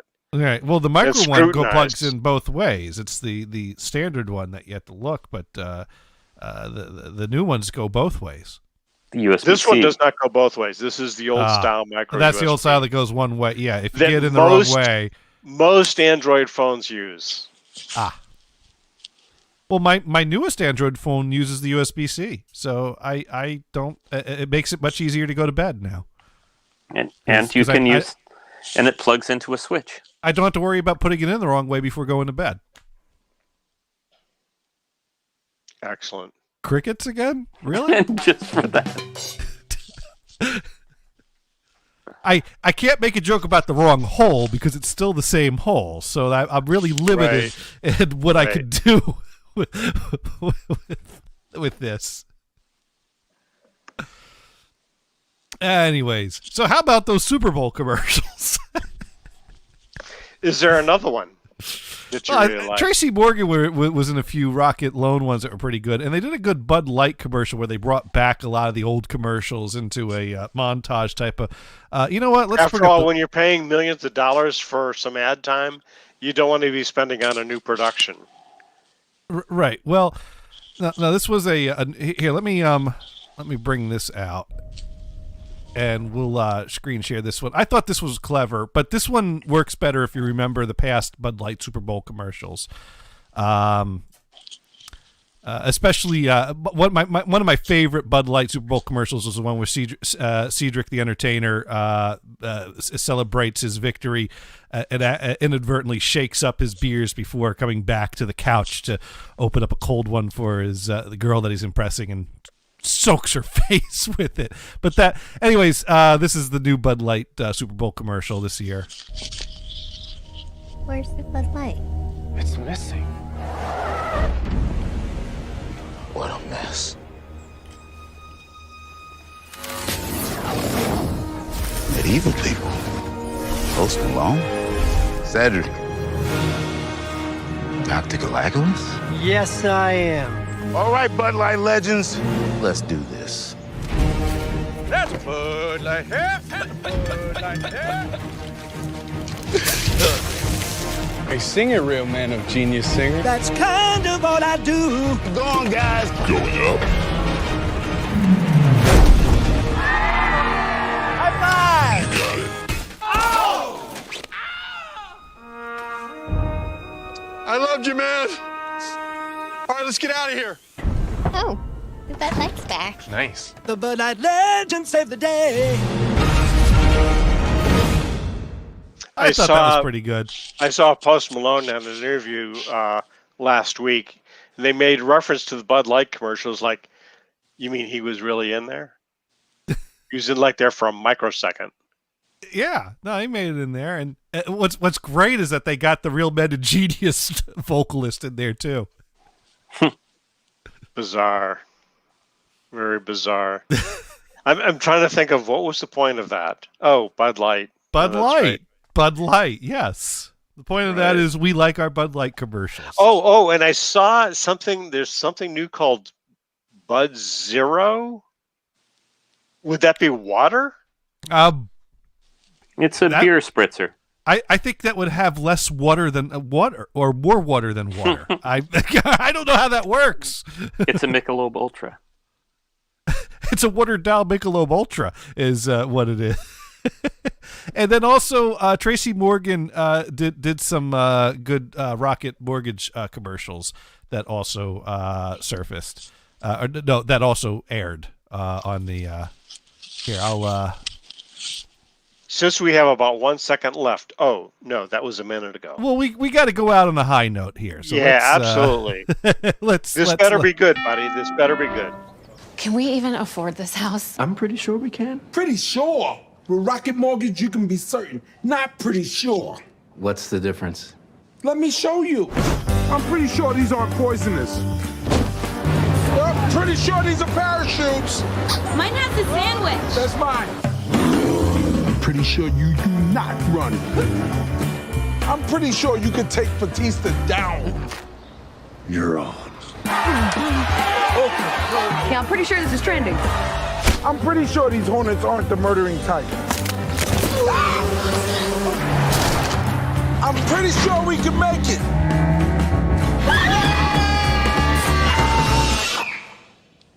Certain is better. Let's go with certain. Good choice. When you're buying a home, pretty sure isn't sure enough. When you need to be certain about how much home you can afford, Rocket can. Hi, neighbor. I'll hold the dog. Not again. So there that you one go. does make sense. Yeah. And it's funny. You want to be certain, not pretty sure. Anyways, I'm pretty sure that's right. So yeah, I'm pretty sure, and I'm pretty sure we've reached the hour where we get ready to raid. So it is 10 p.m. and Sparky Toaster learned about the Chicago Three-Way and how those can get pretty hot and messy.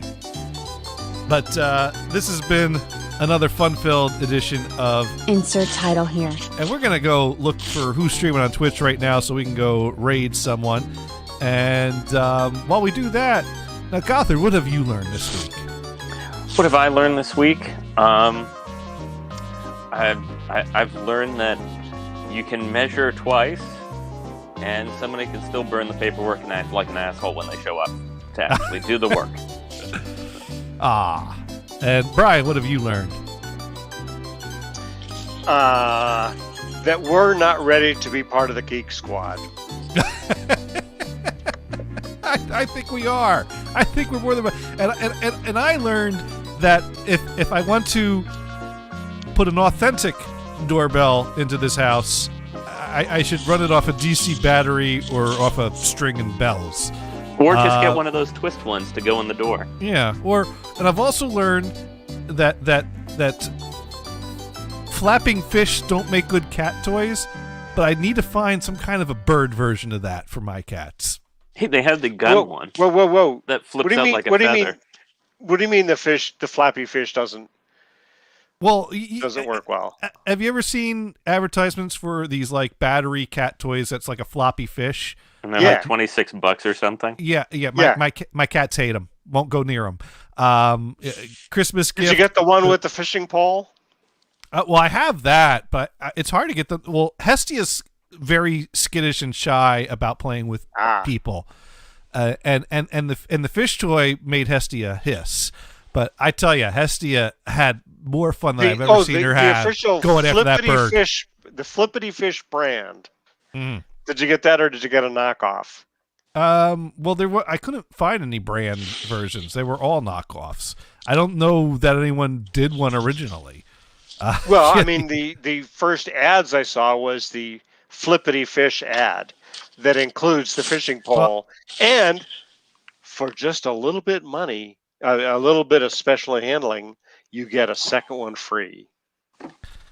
Well, I got a second one free with mine, and it came with a little packet of catnip. But anyways, we're going to go ahead and we're going to raid Kathleen L. Yay! I think it's been a few weeks since we raided her, and she's always a popular one to raid. Yeah, so we're going to go ahead and take it over there. And but I got to tell you, Hestia is very shy about playing. If no one's watching and we're downstairs, I'll hear her like growling and running back and forth to get her energy out.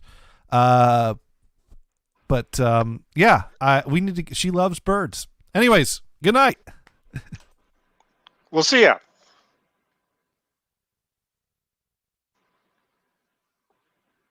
All right, and we've raided. And I just have to bring up the volume a little bit and turn your volume down again. Or I'll just say see ya, and I'm going to disconnect. Well, I'm going to